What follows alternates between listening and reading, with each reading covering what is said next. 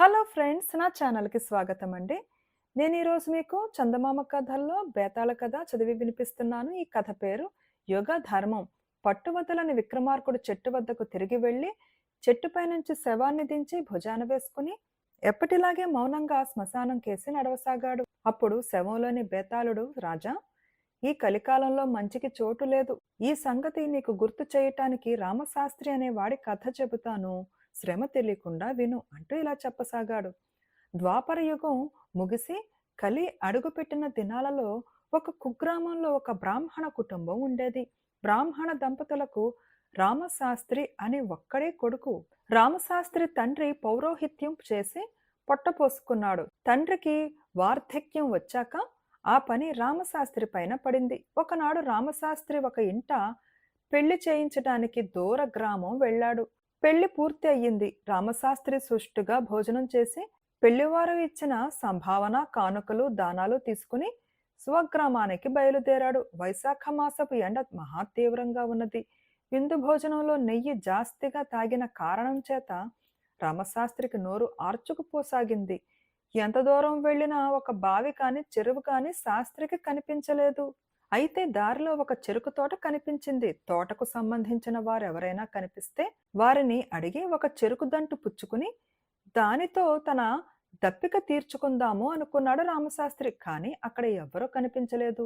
ముందు ప్రాణాన్ని నిలుపుకోవటం అన్ని ధర్మాలలోకి గొప్పది గనుక రామశాస్త్రి ఒక చెరుకు గడ విరిచి దాన్ని తిని దాని రసంతో దప్పిక తీర్చుకుని పోయే ప్రాణాన్ని నిలబెట్టుకున్నాడు. తీరా ప్రాణం నిలిచాక అతనికి అనుమానం వచ్చింది. తాను చేసినది దొంగతనం కాదా? చెరుకు తోట ఎవరిదో తెలీదు. ఒక చెరుకు గడ విరిచి తిని తాను తోటగలవారికి కొంత నష్టం కలిగించాడు. కనీసం చెరుకు గడ విలువ తాను అచ్చుకోవడం తన విధి. ఇలా అనుకుని రామశాస్త్రి ఒక రాగి మాడ చెరుకు మూడు మీద ఉంచి తిరిగి తన దారి పట్టాడు. ఇదంతా అదృశ్యంగా గమనించిన కలి పురుషుడు ఒక అస్పృశ్యుడి రూపం ధరించి రామశాస్త్రి వెనకే నడిచి రాసాగాడు. అది గమనించిన రామశాస్త్రి ఇంటికి చేరుకుని కాళ్ళు కడుక్కునేటందుకు నీళ్లు తెమ్మని తల్లికి కేకవేశాడు. తల్లి చెంబుతో నీళ్లు తెచ్చి తన కొడుకు వెనకనే నిలబడి ఉన్న కలిపురుషుణ్ణి చూసి, వాడెవడ్రా అని రామశాస్త్రిని అడిగింది. రామశాస్త్రి వెనక్కు తిరిగి కలిపురుషుణ్ణి చూసి ఆశ్చర్యపోయాడు. వాడు తన వెనక ఎందుకు వచ్చాడో అతనికి అర్థం కాలేదు. రామశాస్త్రి తల్లి అడిగిన ప్రశ్నకు కలిపురుషుడే జవాబు చెబుతూ, నేను కళ్ళు తీసే కాలిగాణ్ణి అమ్మగారు. ఈ అయ్యగారు దారిలో నా దగ్గర కళ్ళు తీసుకుని తాగి డబ్బుల కోసం ఇంటికి రమ్మన్నారు. అందుకని వెంట వచ్చాను అన్నాడు. అయ్యో దైవమా అని రామశాస్త్రి తల్లి మూర్ఛబోయింది. ఇంతలో రామశాస్త్రి తండ్రి బయటకు వచ్చి, ఏమిటిది, ఏమైంది అన్నాడు. ఆయన తన భార్యను లేవనెత్తుతూ, ఏం జరిగిందిరా అని కొడుకుని అడిగాడు. రామశాస్త్రి నోరు మెతిపే లోపల కలిపురుషుడు, ఆయన్నేమడుగుతారు, నన్నడగండి చెబుతా అంటూ ముందు చెప్పిన మాట చెప్పాడు. రామశాస్త్రి తండ్రి మండిపడి, నా కొడుకేమిటి, కళ్ళు తాగడం ఏమిటి, నువ్వే తాగి వచ్చి పేలుతున్నావు అన్నాడు. కలిపురుషుడు తొణకక, అబద్ధమాడటానికి నాకేం పని, నా మాట నమ్మకం లేకపోతే నీ కొడుకు చేత ఇంత ఉప్పు తినిపించు, తాగిన కళ్ళంతా కక్కేస్తాడు, నిజం దానంతట అదే బయటపడుతుంది అన్నాడు. తండ్రి లోపలికి వెళ్ళి ఇంత ఉప్పు తెచ్చి రామశాస్త్రి చేత తినిపించాడు. ఉప్పు మూలాన రామశాస్త్రికి వాంతి అయ్యింది. ఈ లోపల రామశాస్త్రి తాగిన చెరుకు పానకం పొట్టలో పులిసి కళ్ళు వాసన కొట్టింది. తన కొడుకు నిజంగానే కళ్ళు తాగాడన్న నమ్మకం రామశాస్త్రి తల్లిదండ్రులకు ఏర్పడిపోయింది. రామశాస్త్రితో తండ్రి, నీ వంటి గుణవంతుడు లేడని నేను చాలా గర్వపడుతూ వచ్చాను. మన కులానికి, వంశానికి అప్రతిష్ట కలిగించే పని చేశావు. ఇక నుంచి మాకు కొడుకు లేడు, నీకు తల్లిదండ్రులు లేరు. నువ్వు ఆ అస్పృశ్యుడితోనే వెళ్ళిపో అంటూ భార్యతో సహా ఇంట్లోకి వెళ్ళిపోయి తలుపు మూసేశాడు. రామశాస్త్రికి దుఃఖం ముంచుకొచ్చింది. ఏ పాపము చెయ్యని తన పైన ఈ నింద ఎలా వచ్చింది? తాను ఎన్నడూ ముఖమైనా చూడని అస్పృశ్యుడు తనపై ఈ అభాండం ఎందుకు వేశాడు? అతనికేమీ అంతుబట్టలేదు. అతను వెళ్ళిపోతున్న కలిపురుషుడు వెంటపడి, అయ్యా నువ్వెవరు? నేను కళ్ళు తాగానని నా తల్లిదండ్రులతో ఎందుకు అబద్ధం చెప్పావు? నేను నీకేం ద్రోహం చేశాను? ఎలాంటి పాపము చెయ్యని నాకు కులభ్రష్టత్వపు శిక్ష ఎందుకు విధించావు అని అడిగాడు. కలిపురుషుడు రామశాస్త్రి కేసి తేరిపార చూసి, నువ్వు మహాపాపం చేశావు. అందుకే నీకీ శిక్ష విధించాను. నీ మనసు పరీక్షించి చూసుకో. నువ్వు చేసిన పాపం తెలుస్తుంది అని అంతర్ధానమయ్యాడు. బేతాళుడు ఈ కథ చెప్పి, రాజా, రామశాస్త్రి చేసిన పాపం ఏమిటి? తెలిసి చెప్పకపోయావో నీ తల పగిలిపోతుందని అన్నాడు. దానికి విక్రమార్కుడు, కాపలా లేని తోటలో తన ప్రాణం నిలుపుకునేటందుకు ఒక చెరుకుగడ తీసుకోవటం తప్పనుకోవటమే రామశాస్త్రి చేసిన పాపం. అతనిలో కలిధర్మం అప్పటికే తల ఎత్తింది. అందుచేతనే తాను తిన్న చెరుకుగడకు ధర కట్టి రాగి మాడను ఇచ్చాడు. ఇలాంటి ధర్మము, ఆస్తి హక్కులు ద్వాపరంలో లేవు. రామశాస్త్రిలో ముందే కలి ప్రవేశించి ఉండటం చేత కలిపురుషుడు అతన్ని శిక్షించగలిగాడు అన్నాడు. రాజుకి ఈ విధంగా మౌనభంగం కలగగానే బేతాళుడు శవంతో సహా మాయమై మళ్ళీ చెట్టెక్కాడు. ఈ కథ పేరు వింత అపజయం. పట్టువదలని విక్రమార్కుడు చెట్టు వద్దకు తిరిగి వెళ్లి చెట్టుపై నుంచి శవాన్ని దించి భుజాన వేసుకుని ఎప్పటిలాగే మౌనంగా శ్మశానం కేసి నడవసాగాడు. అప్పుడు శవంలోని బేతాళుడు, నీ సామర్థ్యాన్ని శంకించడం కాదు గాని జయాపజయాలను బట్టి శక్తి సామర్థ్యాలు నిర్ణయించడం సాధ్యం కాదు. అందుకు తార్కాణంగా నీకు వైశాలి రాజకుమార్తె కువలయేశ్వరి కథ చెబుతాను, శ్రమ తెలియకుండా విను అంటూ ఇలా చెప్పసాగాడు. వైశాలి రాజుకు లేక లేక ఒక్క కుమార్తె కలిగింది. కూతురైనా కొడుకైనా ఆమె అనుకుని తన అనంతరం ఆమె రాజ్యపాలన చెయ్యాలనే ఉద్దేశంతో రాజు తన కుమార్తెకు కువలయేశ్వరి అనే పేరు పెట్టి ఆమెకు చిన్నతనం నుంచి యుద్ధ విద్యలు దీక్షగా నేర్పించాడు. ఒక వంక అశ్వారోహణ, విలువిద్య, కత్తిసాము మొదలైన విద్యలు నేర్చుకుంటూ మరో వంక ఆమె రాజ్యపాలన, మంత్రాంగము, నీతి శాస్త్రాలు అభ్యసించి అన్నింటా ఉత్తీర్ణురాలయ్యింది. కువలయేశ్వరికి యుక్త వయసు రాగానే ఆమెకు వివాహం చెయ్యాలని సంకల్పించాడు రాజు. యుద్ధ విద్యలలో తాను మెంచగలవాణ్ణే తాను చేసుకుంటానని కువలయేశ్వరి తండ్రితో అన్నది. రాజు అందుకు సమ్మతించి స్వయంవరం ఏర్పాటు చేసి నానాదేశపు రాజకుమారులకు ఆహ్వానాలు పంపాడు. స్వయంవరానికి అనేక మంది రాజకుమారులు వచ్చారు. అందరూ చాలా మంది రాజకుమార్తెతో పోటీకి తయారై వచ్చారు.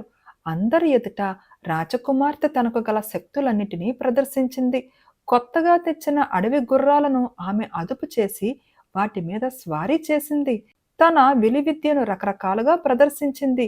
ఈ ప్రదర్శనలన్నిటా ఆమెకున్నంత సామర్థ్యం తమకు కూడా ఉన్నట్టు నిరూపించుకున్న వాళ్ళు చివరి పరీక్షగా ఆమెను కత్తి యుద్ధంలో ఓడించాలి. అలా ఓడించిన వాణ్ణి ఆమె పెళ్లాడుతుంది. కొందరు అడవి గుర్రాలను మచ్చిక చేయలేకపోయారు.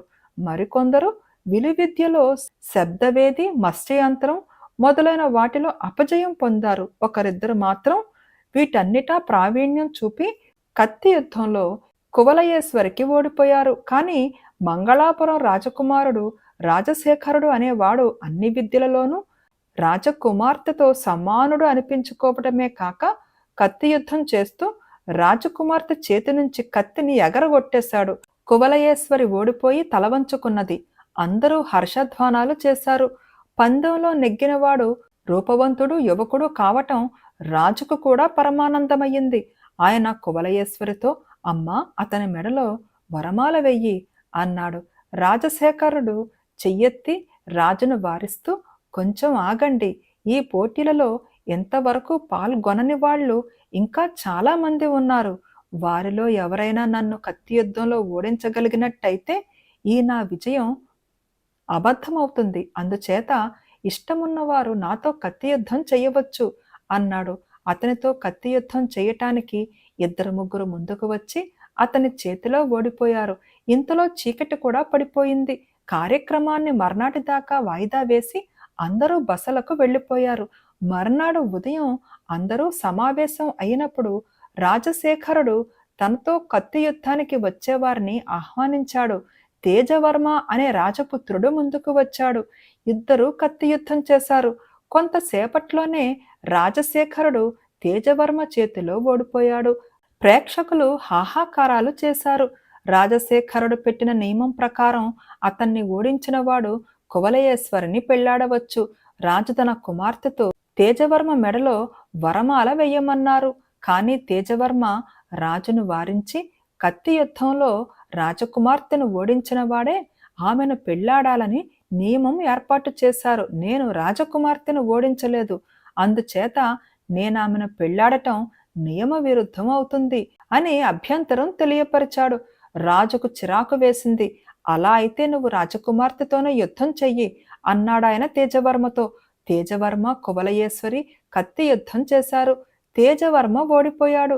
రాజశేఖరుడే పందెంలో గెలిచినట్టు ప్రకటించి రాజుగారు తన కుమార్తెను అతనికిచ్చి వైభవంగా పెళ్లి చేశాడు. బేతాళుడు ఈ కథ చెప్పి, రాజా, ఈ కథలో నాకు కొన్ని విషయాలు అంతుపట్టడం లేదు. రాజకుమార్తెను కత్తి యుద్ధంలో ఓడించిన రాజశేఖరుడు అంతటితో తృప్తిపడి ఆమెను పెళ్లాడక మిగిలిన వాళ్లను కత్తి యుద్ధానికి ఎందుకు ఆహ్వానించాడు? అతన్ని ఓడించిన తేజవర్మ అయినా రాజకుమార్తెను పెళ్లాడక పేచీ పెట్టి రాజకుమార్తెతో మళ్ళీ ఎందుకు కత్తి యుద్ధం చేశాడు? చేసినవాడు ఎలా ఓడాడు? రాజశేఖరుడు, తేజవర్మ, రాజకుమార్తె కూడా కత్తి యుద్ధంలో ఒకరిని ఒకరు ఓడించారు కదా. వీరిలో నిజంగా ఎవరు గొప్ప అయినది ఎలా తెలుసుకోవటం? ఈ అనుమానాలకు సమాధానాలు తెలిసి కూడా చెప్పకపోయావో నీ తల పగిలిపోతుందని అన్నాడు.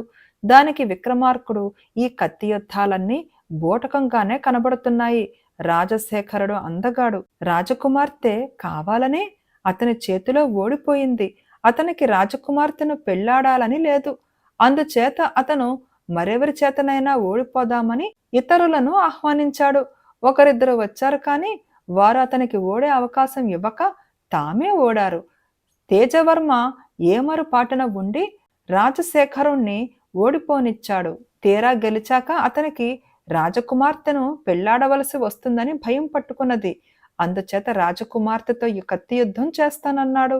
ఆమె అదివరకే రాజశేఖరుణ్ణి వరించి ఉన్నట్టు స్పష్టమైంది గనుక ఆమె తన చేతిలో ఓడదని అతనికి తెలుసును.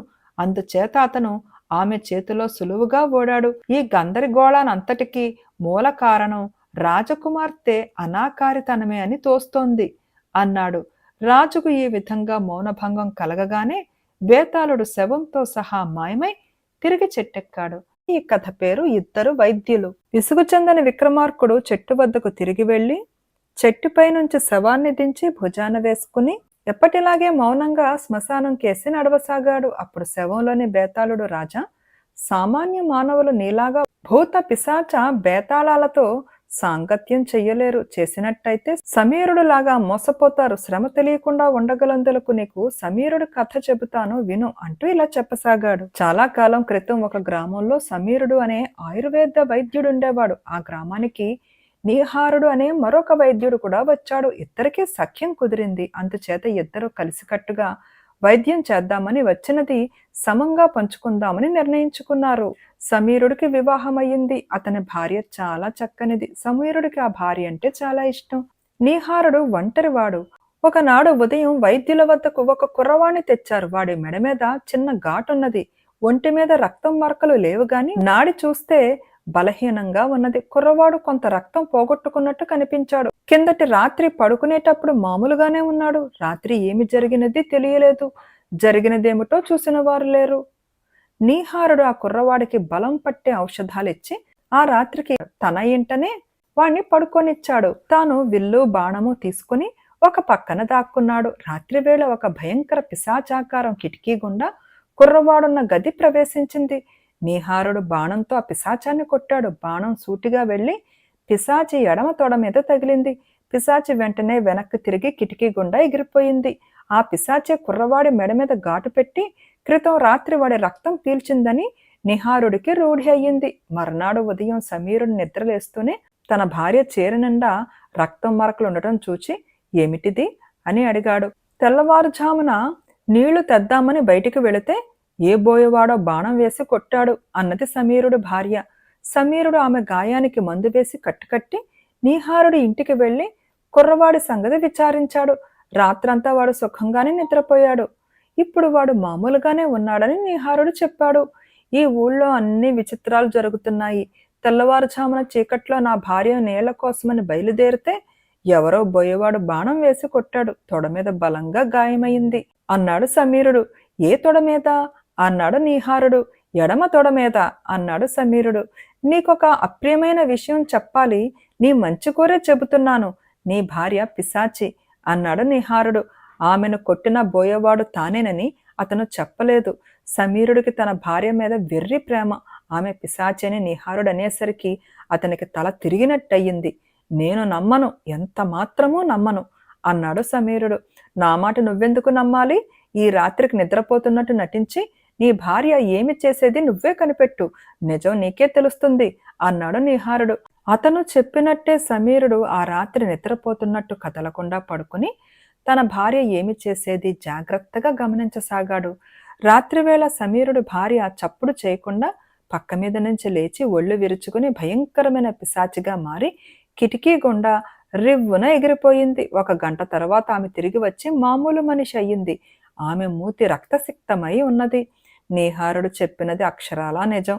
తన భార్య పిశాచి.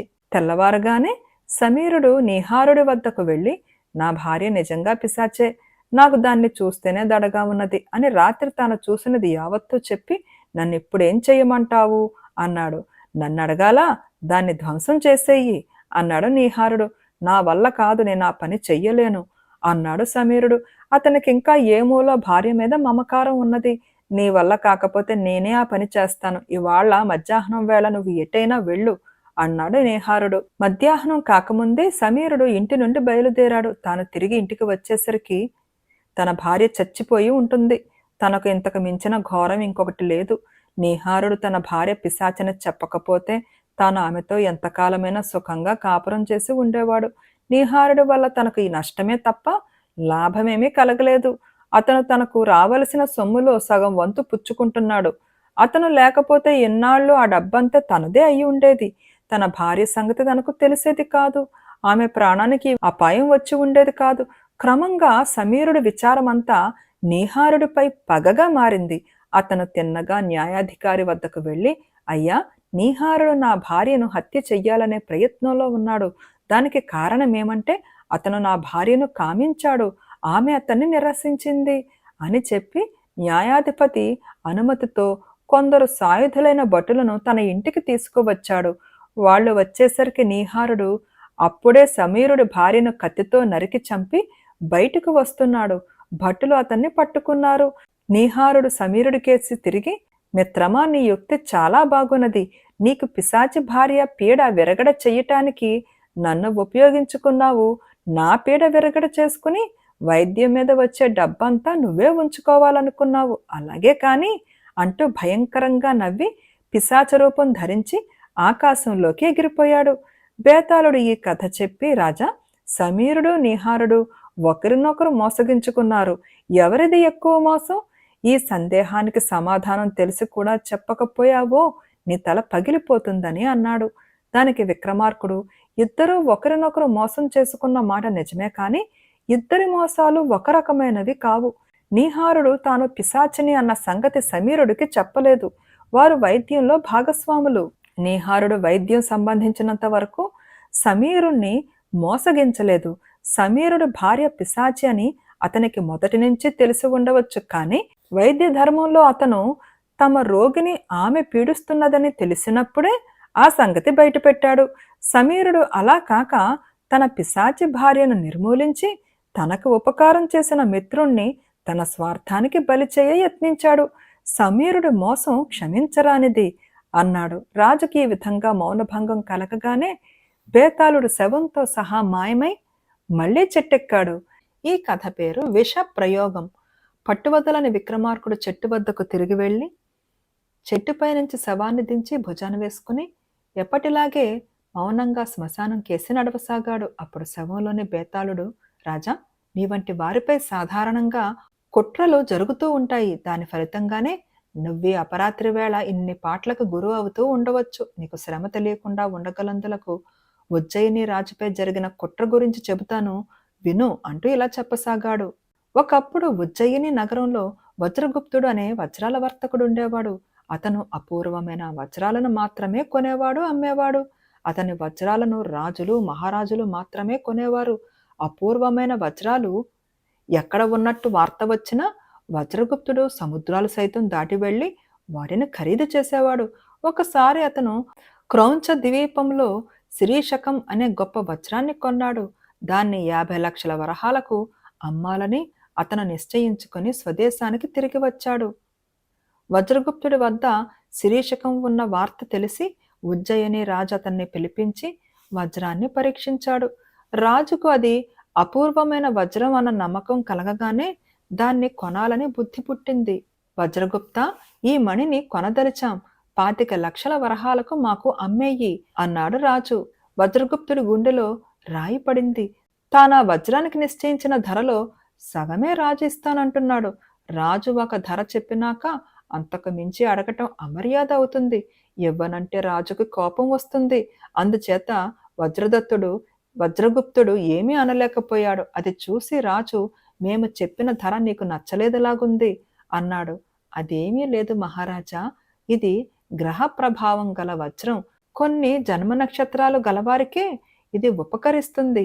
మరి కొందరికి నష్టము, కొన్ని జన్మ నక్షత్రాల వారికి ప్రాణాపాయము కూడా కలిగించగల వజ్రం ఇది. అందుకే సందేహిస్తున్నాను అన్నాడు వజ్రగుప్తుడు. అతను అబద్ధం చెబుతున్నాడని రాజు గ్రహించి తన జన్మ నక్షత్రం చెప్పి, నాకిది ఎలాంటి ఫలితాన్ని కలిగిస్తుందంటావు అన్నాడు. వజ్రగుప్తుడు చప్పున, మహారాజా, తమకిది ప్రాణహాని కలిగించవచ్చు, దీన్ని మీరు కొనటం మంచిది కాదు అన్నాడు. అదే జన్మ నక్షత్రం గల మరొక వర్తకుడు ఆ వజ్రాన్ని కొన నిరాకరించినట్టు కూడా అతను రాజుతో చెప్పాడు. రాజు నవ్వి, నాకా భయాలు లేవు, అన్నిటికీ తెగించి నేను ఈ వజ్రాన్ని కొనదలిచాను, అందుచేత నువ్వు నిశ్చింతగా దీన్ని మాకు అమ్మవచ్చు అన్నాడు. వజ్రగుప్తుడు శిరీషకాన్ని రాజుకు అమ్మక తప్పలేదు. ఈ సంగతంతా రాజకుమారుడైన ప్రసేనుడికి తెలియవచ్చింది. ప్రసేనుడు యువరాజు. అతను సూక్ష్మబుద్ధి కలవాడే కాని దుర్మార్గుడు. అతను వజ్రగుప్తుడి వద్దకు వెళ్ళి, ఏం వజ్రగుప్త, మహారాజు గారు నీ వజ్రాన్ని చాలా చౌకగా కాజేసినట్టున్నారే, దానివల్ల ప్రాణగండం ఉన్నదని నువ్వు భయపెట్టినా ఆయన భయపడలేదుట. అది ఒకందుకు మంచిదయ్యింది. నువ్వు నాకు ఒక చిన్న సహాయం చేశావంటే నీ వజ్రం నీకు తిరిగి వస్తుంది. దానికని నువ్వు పుచ్చుకున్న 25 లక్షలు తిరిగి ఇవ్వనవసరం కూడా ఉండదు. నేను చెప్పినట్టు చేస్తావా అన్నాడు. ఏమిటి తమ ఆజ్ఞ అన్నాడు వజ్రగుప్తుడు అనుమానంగా. ఈ రాజు ఇంతలో చావడు. నేనిప్పట్లో సింహాసనం ఎక్కే మార్గం లేదు. ఏ ఉపాయం చేతనైనా మనం ఆయనను చంపగలిగితే అనుమానం ఇప్పుడు వజ్రం మీదకి పోతుంది. అది కొంటే రాజుకు ప్రాణాపాయం కలగవచ్చునని నువ్వు చెప్పావు కదా. వజ్రపు పొడి ప్రాణాలు తీస్తుందని విన్నాను. మామూలు విషాలలాగా దానికి రుచి వాసన ఉండదు.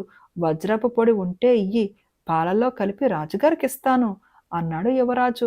వజ్రగుప్తుడు కొంచెం ఆలోచించి, నా దగ్గర వజ్రపు పొడి ఉన్నది, కానీ దాన్ని రాజుగారికి తమరే స్వయంగా పాలలో ఇవ్వాలి. ఈ పని మరొకరికి పెట్టకండి అన్నాడు. అందుకు ప్రసేనుడు ఒప్పుకొని వజ్రగుప్తుడి దగ్గరి వజ్రపు పొడి పొట్లను తీసుకుని వెళ్ళిపోయాడు. ఇది జరిగిన వెంటనే వజ్రగుప్తుడు రహస్యంగా మహారాజును కలుసుకొని, మహారాజా, తమరు చాలా హెచ్చరికగా ఉండాలి.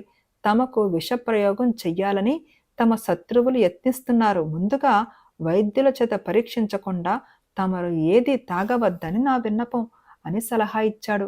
ఇది తన మేలు కోరి ఇచ్చిన సలహాయే కాబట్టి రాజు తాను తినే ఆహారాన్ని, తాగే పానీయాలను తన అంతరంగ వైద్యుడి చేత ముందుగా పరీక్ష చేయడం ప్రారంభించాడు. ఒకరోజు రాత్రి రాజుగారు పడుకోబోయే ముందు ఆయన తాగే పాలను ప్రసేనుడే తెచ్చి ఇచ్చాడు. నా పాలు నువ్వే తీసుకువచ్చావా నాయనా, పనివాడేమయ్యాడు అంటూ రాజు పాలలోట అందుకొని నోటికెత్తుకున్నాడు. కాని అంతలోనే ఆయనకు వజ్రగుప్తుడి హెచ్చరిక గుర్తుకు వచ్చింది. ఆయన పాలలోట తీసుకుని తన రహస్య మందిరంలోకి వెళ్ళిపోయాడు. అక్కడ వైద్యుడు పాలను పరీక్షించి అందులో వజ్రపు పొడి కలిసినట్టు కనుగొన్నాడు. మర్నాడే రాజు తన యువరాజును రాజద్రోహిగా విచారణ చేసి యావజ్జీవ కారాగార శిక్ష విధించి తన ప్రాణాలను కాపాడిన వజ్రగుప్తుడికి అంతులేని కానుకలిచ్చాడు. బేతాళుడు ఈ కథ చెప్పి, రాజా, వజ్రగుప్తుడు ప్రసేనుడి ప్రయత్నాన్ని ఎందుకు పాడు చేశాడు? అందువల్ల తనకు నష్టమే తప్ప లాభం లేదే. ఈ సందేహానికి సమాధానం కూడా తెలిసి చెప్పకపోయావో నీ తల పగిలిపోతుంది అని అన్నాడు. దానికి విక్రమార్కుడు, వజ్రగుప్తుడు రాజద్రోహి కాడు. అతను యువరాజుకు వజ్రపు పొడి ఇచ్చిన మాట నిజమే. తాను వజ్రపు పొడి నిరాకరించిన అంత మాత్రాన యువరాజు రాజును హత్య చేయక మానడు. రాజు చేస్తే అందరూ శిరీషకాన్నే నిందిస్తారు. దాన్ని గురించి తాను రాజుతో ఆడిన అబద్ధం యువరాజును కాపాడుతుంది. అందుచేత తనకు లాభం లేకపోయినా రాజు ప్రాణం కాపాడటం తన విధి అని వజ్రగుప్తుడు భావించి రాజును హెచ్చరించాడు. ఇందువల్ల అతను తనను తాను రక్షించుకున్నవాడు అయినాడు. ఏమంటే రాజ్యం కోసం తండ్రిని చంపడానికి సిద్ధపడిన ప్రసేనుడు రాజయ్యాక తన రహస్యం తెలిసిన వజ్రగుప్తుడిని బతికి ఉండనిస్తాడా? ఏ విధంగా చూసినా వజ్రగుప్తుడి ప్రవర్తన సమంజసంగానే ఉన్నది అన్నాడు. రాజుకు ఈ విధంగా మౌనభంగం కలగగానే బేతాళుడు శవంతో సహా మాయమై మళ్లీ చెట్టెక్కాడు. ఈ కథ పేరు అద్భుత చికిత్స. విసుగు చెందని విక్రమార్కుడు చెట్టు వద్దకు తిరిగి వెళ్లి చెట్టుపై నుంచి శవాన్ని దించి భుజాన వేసుకుని ఎప్పటిలాగే మౌనంగా శ్మశానం కేసి నడవసాగాడు. అప్పుడు శవంలోని బేతాళుడు రాజా, కొన్ని శక్తులు ఇతరులకు మేలు చేసి తనకు కీడు తెచ్చిపెడతాయి. అందుకు నిదర్శనంగా నీకు సుమంతుడి కథ చెబుతాను, శ్రమ తెలియకుండా విను అంటూ ఇలా చెప్పసాగాడు. కామాఖ్య నగరాన్ని పరిపాలించిన కామపాల మహారాజుకు ఒకప్పుడు భయంకరమైన చర్మవ్యాధి సంప్రాప్తమై ఎలాంటి చికిత్సలకు లొంగకపోయింది. నయం కాకపోగా వ్యాధి వృద్ధి చెందుతూ వచ్చింది. ఈ వ్యాధి ఎవరి వల్ల నివారణ కాదని కామపాల మహారాజుకు బెంగ పట్టుకున్నది. తన రోగాన్ని నయం చేసిన వారికి తన అర్ధరాజ్యం ఇస్తానని ఆయన దేశదేశాల చాటింపు వేయించాడు. ఈ చాటింపు విని వంగదేశీయుడైన వైద్యుడొకడు సుమంతుడు అనేవాడు కామాఖ్య నగరానికి వచ్చి రాజును చూసి ఆయన వ్యాధిని పరీక్షించి, మహారాజా, ఈ వ్యాధిని నేను అతి శీఘ్రంగా నివారణ చేయగలను అన్నాడు. ఎంతకాలం చికిత్స పొందాలి, ఏమేమి ఔషధాలు తీసుకోవాలి, ఎంత ఖర్చవుతుంది, నాకు లేనిపోని ఆశలు కల్పించక నిజం చెప్పు అన్నాడు కామపాలుడు. తమరు ఏ ఔషధము తీసుకోనవసరం లేదు. నేను చెప్పిన ప్రకారంగా వ్యాయామం చేస్తే చాలు. అదైనా ఒక్కపూటే, మర్నాటికల్లా వ్యాధి ఉండదు అన్నాడు సుమంతుడు. ఎన్ని మాత్రలు మింగినా, ఎన్ని కషాయాలు తాగినా లొంగని మొండి వ్యాధి ఒక్క పూట వ్యాయామం చేయటం వల్ల ఎలా పోతుందో రాజుకు అర్థం కాలేదు. నువ్వు చెప్పే ఈ వ్యాయామం ఎప్పుడు ప్రారంభించాలి అని అడిగాడు. రేపు ఉదయమే నేను తమ దర్శనానికి వస్తాను. అప్పుడే నేను చెప్పే విధంగా తమరు వ్యాయామం చేద్దురుగాని అని సుమంతుడు రాజు వద్ద సెలవు పుచ్చుకుని రాజు ఏర్పాటు చేసిన బసకు వెళ్ళిపోయాడు. అతను ఆ రోజు ఒక వడ్రంగిని పిలిపించి బరువైన గద ఒకటి కొయ్యతో తయారు చేయించి దాని పిడిలో డొల్ల చేసి అందులో ఏదో ఒక ఔషధం పెట్టి పిడి గదకు అమర్చాడు. మర్నాడు ఉదయమే అతను ఆ గద తీసుకుని రాజుగారి వద్దకు వచ్చి, మహారాజా, మీరు వెంటనే ఈ గదతో వ్యాయామం ప్రారంభించండి అన్నాడు.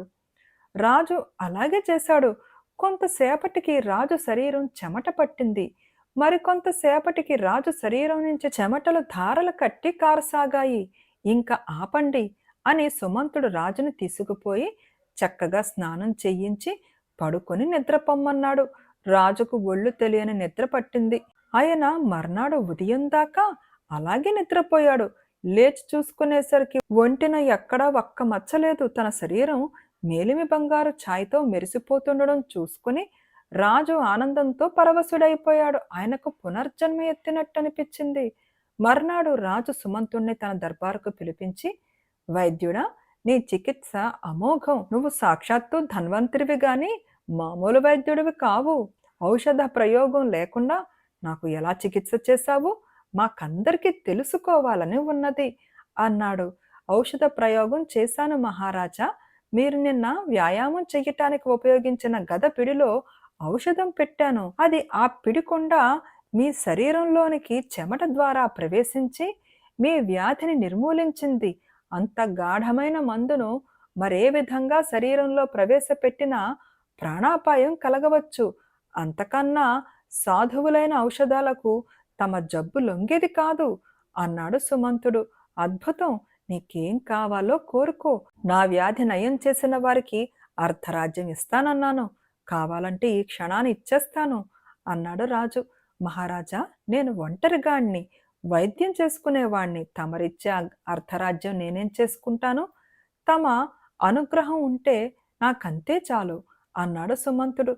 రాజు సుమంతుణ్ణి తన అంతరంగికుల్లో ఒకడిగా దగ్గర ఉంచుకుని తన తమ్ముణ్ణి చూసినట్టు చూసుకుంటూ ఎంతో ప్రేమగా పాలించసాగాడు. ఇలా కొన్నాళ్లు గడిచాక ప్రధానమంత్రి రాజుతో ఏకాంతంగా, మహారాజా, తమకు హితవుగాని సలహా ఒకటి ఇవ్వదలిచాను అన్నాడు. ఏమిటా సలహా అని రాజు మంత్రిని అడిగాడు.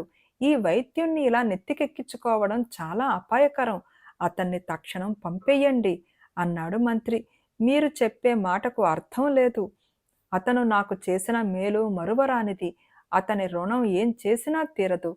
ఇలాంటి సలహాను మరెన్నడూ ఇవ్వకండి అని రాజు కటువుగా మంత్రిని మందలించాడు. మరి కొంతకాలం గడిచాక మంత్రి రాజుకు మళ్ళీ అదే సలహా ఇచ్చాడు. మీరు సుమంతుడి పైన ఎందుకలా పగబట్టారు? అతను మీకేం అపకారం చేశాడు అని రాజు మంత్రిని అడిగాడు. అతను నాకేమీ అపకారం చెయ్యలేదు. నేను ఆలోచిస్తున్నది మీకు జరిగే అపకారం గురించి. మీరు మామూలు మనిషి కాదు. ఒక రాజ్యం మీ మీద ఆధారపడి ఉన్నది. ఔషధం ఎలా వచ్చినది తెలియరాకుండా భయంకరమైన వ్యాధిని నయం చేయగలవాడు అంత అవలీలగాను విషప్రయోగం చెయ్యగలడు. అతను ఈనాడు మంచివాడే కావచ్చు. రేపు అతనిలో రాజ్యకాంక్ష పుట్టుకు రావచ్చు. లేదా మన శత్రువులు అతన్ని ప్రలోభపెట్టి అతన్ని తమ చారుడుగా ఉపయోగించుకుని మీ ప్రాణానికి ప్రమాదం తీసుకురావచ్చు. అతని వల్ల ఎటువంటి ప్రమాదం రావటానికి అవకాశం ఉందో మీరు ఆలోచించుకోవచ్చు. ఇలా హెచ్చరించడం మంత్రినైన నా విధి అనుకుని తమతో ఈ మాట అన్నాను. ఇందులో నా స్వార్థం అంటూ ఏమీ లేదు అన్నాడు మంత్రి. మంత్రి మాటలలో రాజుకు వెంటనే విశ్వాసం కుదరలేదు. కానీ అతను అన్న దానిలో నిజం ఉన్నట్టు స్పష్టమయ్యింది. నిజానికి సుమంతుడు తన ప్రాణం తీయదలుచుకుంటే అతన్ని అడ్డడం ఎవరి తరమూ కాదు. అతను అర్ధరాజ్యం ఇస్తానంటే వద్దనేశాడు. పూర్తి రాజ్యం కాజేసే శక్తి అతనికి ఉన్నది. ఈ వైద్యుడు తనను నమ్మించి ప్రాణం తీయడని ఏమిటి? అనుమానం ఒకసారి రాజు మెదడులో ప్రవేశించాక సుమంతుడి ప్రవర్తన అంతా అనుమానంగానే కనబడింది.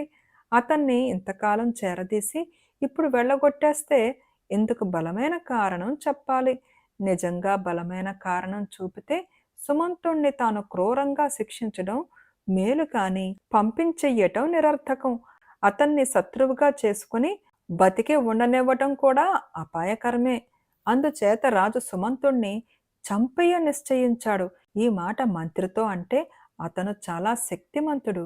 మీరు అతన్ని ఏమి చెయ్యదలుచుకున్నా అతనికి ముందు తెలియనివ్వకుండా చెయ్యండి. అతన్ని చంపటం అన్యాయమే అయినా మీ క్షేమము రాజక్షేమము కోసం ఆలోచించి అలాంటి అన్యాయం చెయ్యక తప్పదు అన్నాడు మంత్రి. ఆ రోజు అర్ధరాత్రి వేళ రాజు తన భటులను సుమంతుడి ఇంటికి పంపి అతన్ని ఉన్న పాళంగా తన రహస్య మందిరానికి రప్పించాడు. నిద్రపోతున్న వాణ్ణి నిర్బంధంగా రప్పించారు. కారణమేమిటి అని సుమంతుడు రాజుని అడిగాడు. నిన్ను వెంటనే చంపేయ నిశ్చయించాను. నీ తల తీయటానికి తలారి సిద్ధంగా ఉన్నాడు అన్నాడు రాజు. నేను చేసిన ద్రోహం ఈ దండనకు కారణం అని సుమంతుడు అడిగాడు. నువ్వు చెయ్యబోయే ద్రోహానికిది శిక్ష. నరమానవుడికి తెలియకుండా నా శరీరంలోనికి ఔషధాన్ని పంపినవాడివి అలాగే విషాన్ని పంపలేవా? నీ వల్ల నాకు ఏ క్షణానైనా ప్రాణాపాయం ఉన్నది. అందుచేత నీ తల తీస్తేనే గాని నేను నిశ్చంతగా ఉండలేను అన్నాడు రాజు. తమకు నేను బతికి ఉండటం బాధాకరమైతే సంతోషంగా నా ప్రాణాలు బలి పెడతాను. ఈ అవకాశాన్ని వినియోగించి మీకు ఒక గొప్ప మంత్రం యొక్క ప్రభావాన్ని చూపుతాను. ఇంటి వద్ద నా దగ్గర ఒక ప్రాచీన తాళపత్ర గ్రంథం ఉన్నది. అందులో ఒక మంత్రం ఉన్నది. నా తల తీసేశాక తమరు ఆ మంత్రం చదివి ప్రశ్నలు వేసినట్టయితే నా తల వాటికి సమాధానాలు ఇస్తుంది అన్నాడు సుమంతుడు. రాజుకు ఆసక్తి కలిగింది. సుమంతుడి శక్తులలో ఆయనకు అపారమైన నమ్మకం ఉన్నది. ఇది ఆ తాళపత్ర గ్రంథం. తమరు భటుల వెంట నన్ను నా బసకు పంపినట్టయితే ఆ గ్రంథాన్ని వెతికి తెస్తాను అన్నాడు సుమంతుడు. రాజు సమ్మతించాడు. భటులను బయట ఉండమని సుమంతుడు లోపలికి వెళ్ళి ఒక తాళపత్ర గ్రంథం తీసి దాని పత్రాలకు విషం పూశాడు. దాన్ని తీసుకుని అతను రాజు వద్దకు తిరిగి వచ్చి, మహారాజా, నేను చెప్పిన పుస్తకం వెతకటానికి కొంచెం ఆలస్యమైంది, మన్నించాలి. ఇదే ఆ పుస్తకం. తమరు చేతులు కడుగుకొని ఒక్కొక్క పత్రమే ఎంచి 20వ పత్రం తీయండి. అందులో నేను చెప్పిన మంత్రం తమకు కనిపిస్తుంది అన్నాడు. రాజు ఆత్రంగా లేచి చేతులు కడుక్కుని వచ్చి తాళపత్రాలను లెక్కిస్తూ ఒక్కొక్కటే తిప్పసాగాడు. ఆయన 10 పత్రాలు తిప్పేసరికి నరాలు లాగాయి. 20వ పత్రం దాకా వచ్చే లోపల ఆయన విరుచుకు పడిపోయి ప్రాణాలు విడిచాడు. సుమంతుడు రాజుగారి గది నుంచి బయటికి వచ్చి రాజభటులతో, రాజుగారు నిద్రిస్తున్నారు, రేపు ఉదయం వచ్చి వారి దర్శనం చేసుకుంటాను అని ఇంటికి పోయి తన వస్తువులన్నీ మూటగట్టుకుని తెల్లవారేలోగా రాజ్యం పొలిమేర దాటి వెళ్ళిపోయాడు. బేతాళుడు ఈ కథ చెప్పి, రాజా, కామపాలుడి దుర్మరణానికి కారకులెవరు? నిష్కారణంగా రాజు మనస్సులో అనుమానం ప్రవేశపెట్టిన మంత్ర? సుమంతుడు ఇలా చేస్తాడని మంత్రి ముందుగానే చెప్పాడు గనక రాజుకు విషప్రయోగం చేసి చంపిన నేరం సుమంతుడికే చుట్టుకుంటుందా? ఈ ప్రశ్నకు సమాధానం తెలిసి కూడా చెప్పలేకపోయావో నీ తల పగిలిపోతుందని అన్నాడు. దానికి విక్రమార్కుడు తన ప్రాణం మీదకు వచ్చిన దాకా రాజును చంపాలన్న దురాలోచన సుమంతుడికి లేదు. అందుచేత అతను నిర్దోషి. మంత్రి కూడా నిర్దోషి అనడానికి సందేహం లేదు. రాజ్యక్షేమం కోరి అతను కామపాలుణ్ణి హెచ్చరించాడు. అలా చెయ్యటం అతని విధి కూడా. కాని రాజు చేతులా తన చావును తానే తెచ్చిపెట్టుకున్నాడు. మంత్రి మొదట సలహా ఇచ్చినప్పుడు దాన్ని చెవిన పెట్టలేదు. తరువాతనైనా మంత్రి హెచ్చరికను పాటించలేదు. ఆ హెచ్చరిక ప్రకారం సుమంతుణ్ణి పిలిచి వెంటనే తల తీయించి ఉండవలసింది. కానీ అలా చెయ్యక అతన్ని ఇంటికి వెళ్ళి రానిచ్చాడు. మంత్రి సలహాను అక్షరాలా పాటించి ఉంటే కామపాలుడు ఈ విధంగా దుర్మరణం పాలై ఉండేవాడు కాడు అన్నాడు. రాజుకు ఈ విధంగా మౌనభంగం కలగగానే బేతాళుడు శవంతో సహా మాయమై తిరిగి చెట్టెక్కాడు. ఈ కథ పేరు అమానుష శక్తులు. పట్టువదలని విక్రమార్కుడు చెట్టు వద్దకు తిరిగి వెళ్లి చెట్టుపై నుంచి శవాన్ని దించి భుజాన వేసుకుని ఎప్పటిలాగే మౌనంగా శ్మశానం కేసి నడవసాగాడు. అప్పుడు శవంలోని బేతాళుడు, రాజా, కొందరు వ్యక్తులు తాము ఎంతో కష్టించి సాధించిన అమానుష శక్తులని ఇతరుల మేలు కోసం ఉపయోగించదలిచినా ఒక్కోసారి ఎన్నో అవమానాలకు గురి కావలసి వస్తుంది. ఇందుకు తార్కాణంగా నీకు ప్రచండు అనేవాడి కథ చెబుతాను, శ్రమ తెలియకుండా విను అంటూ ఇలా చెప్పసాగాడు. పూర్వం అవంతి నగరంలో ప్రచండు అనే అనాథ బాలుడు ఒకడుండేవాడు. వాడు ఊహ తెలిసినప్పటి నుంచి నగర వీధుల్లో తిరుగుతూ వారిని వీరిని యాచించి పొట్ట నింపుకుంటూ ఉండేవాడు. ఇలా వాడు 15 ఏళ్ల పాటు నిరాశ్రయుడుగా ఎంతో అవమానకరమైన జీవితం గడిపి ఒకనాడు నగరానికొచ్చిన ఒక సిద్ధుడి వెంట అరణ్యానికి వెళ్ళాడు. ఈ సిద్ధుడు క్షుద్ర దేవతోపాసకుడు. ప్రచండు ఎంతో భక్తి శ్రద్ధలతో అతనికి 4-5 ఏళ్ల పాటు పరిచర్యలు చేసి అతని నుంచి ఒక మంత్రం ఉపదేశం పొందాడు. ఆ తరువాత అతను గురువు వద్ద సెలవు తీసుకుని ఒంటరిగా అడవుల్లోనూ శ్మశానాల్లోనూ క్షుద్ర దేవతల ప్రాపకం కోసం పూజలు జరపసాగాడు. కొంతకాలానికి ఈ క్షుద్ర దేవతల అనుగ్రహం వల్ల అతనికి ఒక అమానుష శక్తి అలవడింది. అతను ఏ మనిషి ముఖమైనా సరే చూస్తూనే ఆ మనిషి నెల రోజుల లోపల చనిపోతాడో లేదో చెప్పగలిగేవాడు. కొత్తగా సంపాదించిన ఈ శక్తి ద్వారా ప్రచండు గ్రామాల్లో తిరుగుతూ అక్కడి సంపన్న గృహస్థులకు తన విద్య ప్రదర్శించి వారి నుంచి కొద్దిపాటి పారితోషకాలు పొందుతూ ఉండేవాడు. కానీ అతడికిందువల్ల తిండి తిప్పలకు లోటు లేకపోయినా ప్రజల నుంచి గౌరవ మర్యాదలు మాత్రం కరువయ్యాయి. ప్రచండు అది గ్రహించి తాను ఏ రాజు దగ్గర కన్నా పోయి తన అమానుష శక్తిని ప్రదర్శించి పెద్ద బహుమానం ఏదైనా తీసుకొని దానితో పెళ్లాడి గృహస్థు కావడం ఉత్తమము అన్న నిర్ణయానికి వచ్చాడు. ప్రచండు అవంతి నగరం చేరి రాజుగారి కొలువుకు పోయి ఆయనతో తనకున్న అమానుష శక్తి గురించి చెప్పి కావాలంటే పరీక్షించమన్నాడు. కానీ రాజుకు ఇటువంటి శక్తుల్లో నమ్మకం లేకపోగా అలాంటి శక్తులున్నవని చెప్పే వాళ్లను చూస్తే అవహేళన కూడా. ఆ కారణం వల్ల ప్రచండు రాజుగారి వల్లనే కాక కొలువు తీరి ఉన్న సభికుల నుంచి కూడా అవమానం పొందవలసి వచ్చింది. ప్రచండు కొలువు నుంచి బయటికి వచ్చాడు. అతనిలో అవంతి రాజుపై ప్రతీకారం జరిపి తీరాలన్న తీవ్రమైన కోరిక కలిగింది. కొలువులో ప్రవేశిస్తూనే అతను రాజును చూసి అతనికి ఇంకా 25 రోజుల్లో మృత్యువు రాసిపెట్టి ఉన్నదని గ్రహించాడు. రాజు మర్యాదగా ప్రవర్తించి ఉన్నట్టయితే అతనికి తన శక్తి ప్రదర్శించి తరువాత ఏకాంతంగా అతడి మృత్యువు సంగతి చెప్పి ఈ 25 రోజుల లోపల రాజ్య వ్యవహారాలు తగు విధంగా సరిదిద్దుకోమని చెప్పాలనుకున్నాడు. ప్రచండు అవంతి రాజ్యానికి పొరుగు రాజ్యమైన మణిపురానికి పోయి దాని రాజైన సునందుణ్ణి దర్శించాడు. సునందుడు యువకుడు, పరాక్రమశాలి, జ్ఞానవంతుడు. అతడికి అవంతి రాజుకు ప్రబల శత్రుత్వం ఉన్నది. ప్రచండు సునందుడితో తన సంపాదించిన అమానుష శక్తిని గురించి చెప్పాడు. సునందుడు ఆ మాటలు నమ్మినట్టు గాని నమ్మనట్టు గాని ఏమీ అనక తన పరివారంలో ఎవరు ముందుగా మృత్యువు వాత పడనున్నారో చెప్పమన్నాడు. ప్రచండు ఆ చుట్టుపక్కల ఉన్న రాజపరివారంలో ఒక భటుణ్ణి రహస్యంగా రాజుకు చూపి వాడు మరి 2 రోజుల్లో మరణిస్తాడని చెప్పాడు. ప్రచండు చెప్పినట్టే 2వ రోజు సాయంకాలానికల్లా భటుడు హఠాత్తుగా గుండె ఆగి మరణించాడు. సునందుడు, ప్రచండ, నీ అమానుష శక్తుల్లో నాకు పూర్తి విశ్వాసం కలిగింది. కానీ నీ శక్తులు నాకు గాని నా రాజ్యానికి గాని చేసే మేలు ఏముంది అన్నాడు. నా శక్తిని మీ రాజ్యాభివృద్ధికి, శత్రు సంహారానికి ఉపయోగించుకోవలసిందిగా తమను కోరుతున్నాను. మీ శత్రువైన అవంతిరాజు ఇంకా 24 రోజుల్లో మరణించనున్నాడు. మీరు సైన్యంతో బయలుదేరి అతడి నగరాన్ని ముట్టడించారో రాజు మరణం వల్ల చెలరేగే గందరగోళంలో మీరు నగరాన్ని తేలిగ్గా ఆక్రమించుకోవచ్చు అన్నాడు ప్రచండు.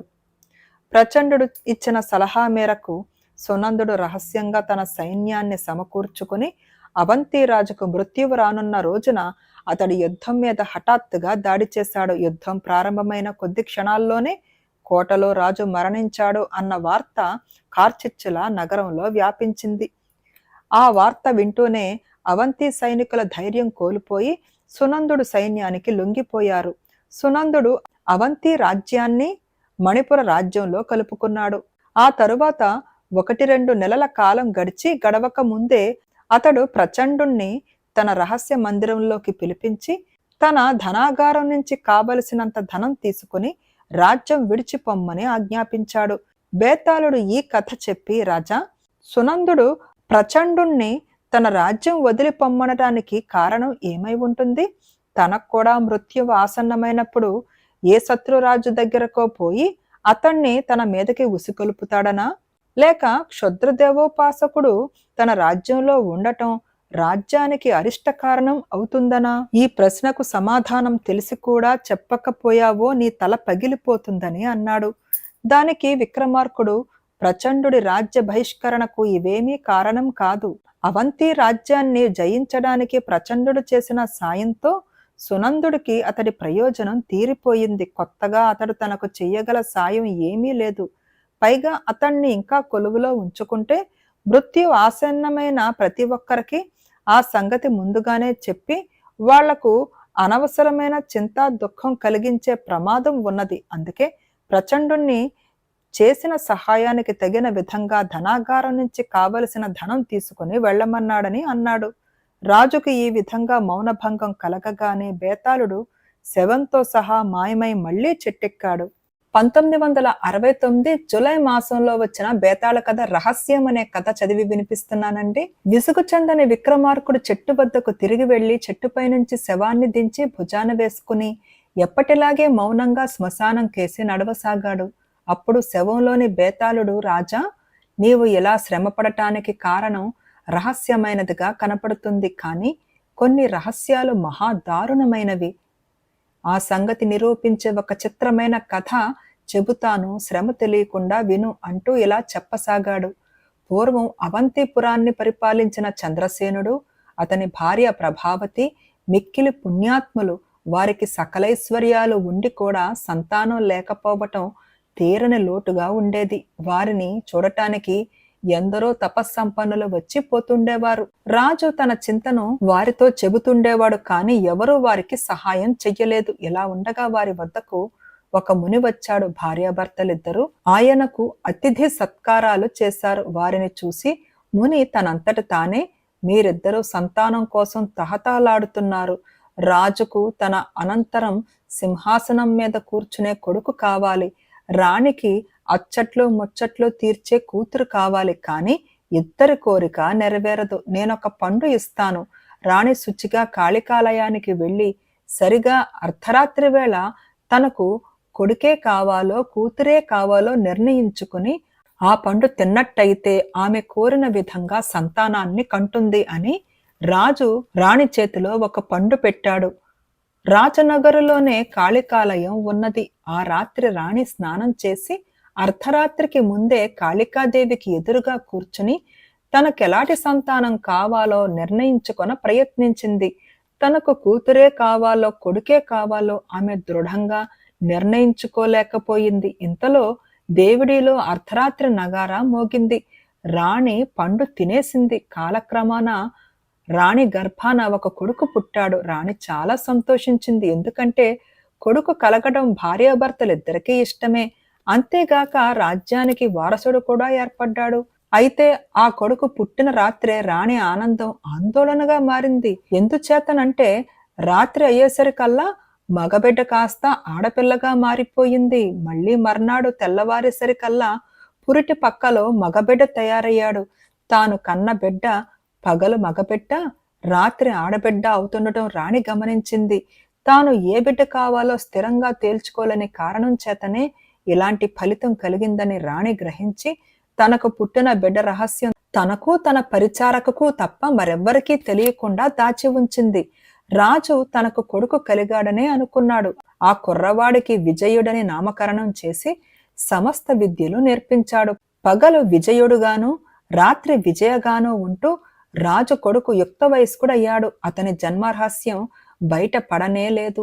ఇలా ఉండగా ఒకనాడు కొందరు చెంచులు వచ్చి, మహాప్రభు, మేముండే అరణ్యాలలో పెద్ద పులి ఒకటి వచ్చింది, కావాలంటే తమరు వచ్చి వేటాడవచ్చు అని చెప్పారు. మన యువరాజును మీ వెంట పంపిస్తాను. వాడు విలువిద్యలోనూ ఖడ్గ విద్యలోనూ ఎంతో నిపుణుడై ఉండి కూడా ఇంతవరకు అరణ్యానికి వేటకు పోలేదు అన్నాడు రాజు. విజయుడు తన అస్త్రాలన్నీ తీసుకుని రథమెక్కి చెంచులు వెంట బయలుదేరాడు. రోజల్లా అందరూ కలిసి వేటాడారు. విజయుడు సాయంకాలం వేళ పులిని కొట్టాడు. అతడు చెంచులను అరణ్యంలో వదిలేసి తన వెంట వచ్చిన కొద్ది భటులతో ఇంటి ముఖం పట్టాడు. సూర్యాస్తమయం కాబోతున్న సమయంలో తలవని తలంపుగా ఒక మొదపుటేనుగు రాజకుమారుడి రథానికి ఎదురుగా పరిగెత్తుకుంటూ వచ్చింది. విజయుడి పరివారం చెదిరి పారిపోయారు. ఏనుగు విజయుణ్ణి తన తొండంతో ఎత్తి అరణ్యానికి అడ్డం పడి పరిగెత్తసాగింది. దాని తొండంలో చిక్కిన విజయుడు ఏమి చెయ్యటానికి అసహాయుడైపోయి కేకలు పెట్టసాగాడు. ఆ కేకలను రత్నగిరి రాజకుమారుడు వసంతుడు విన్నాడు. అతను కొద్ది రోజుల క్రితం వేటకు వచ్చి అరణ్యం మధ్య ఒక చిన్న కొండపైన గుడారం వేసుకుని ఉంటున్నాడు. నిద్రపోతున్న వసంతుడికి ఎవరో కేకలు పెట్టడం వినిపించింది. కంఠం స్త్రీ కంఠం లాగున్నది. ఆ కంఠం కూడా తనకు సమీపంగా వస్తున్నట్టు తోచింది. ఎవరో అనాథ స్త్రీని దొంగలు పట్టుకొస్తున్నారు అనుకుని వసంతుడు కత్తి పట్టుకుని గుడారం బయటకు వచ్చాడు. కొండ కిందుగా ఏనుగు పరిగెత్తుకుంటూ వస్తుండడము, దాని తొండంలో మనిషి ఉండటము కనిపించింది. వసంతుడు లేడిలాగా కొండ కిందకి దూకుతూ వెళ్లి తన కత్తితో మొదపుటేనుగు తొండాన్ని ఒక్క వేటును నరికాడు. తొండం కింద పడింది. ఏనుగు అరణ్యంలోకి పారిపోయింది. కింద పడిన విజయను లేవదీసి భుజాన వేసుకుని వసంతుడు తన గుడారానికి తెచ్చాడు. ఆహా, ఎంత అందంగా ఉన్నావు! ఎవరు నువ్వు? ఈ అరణ్యం మధ్య ఏనుగువాత ఎలా పడ్డావు?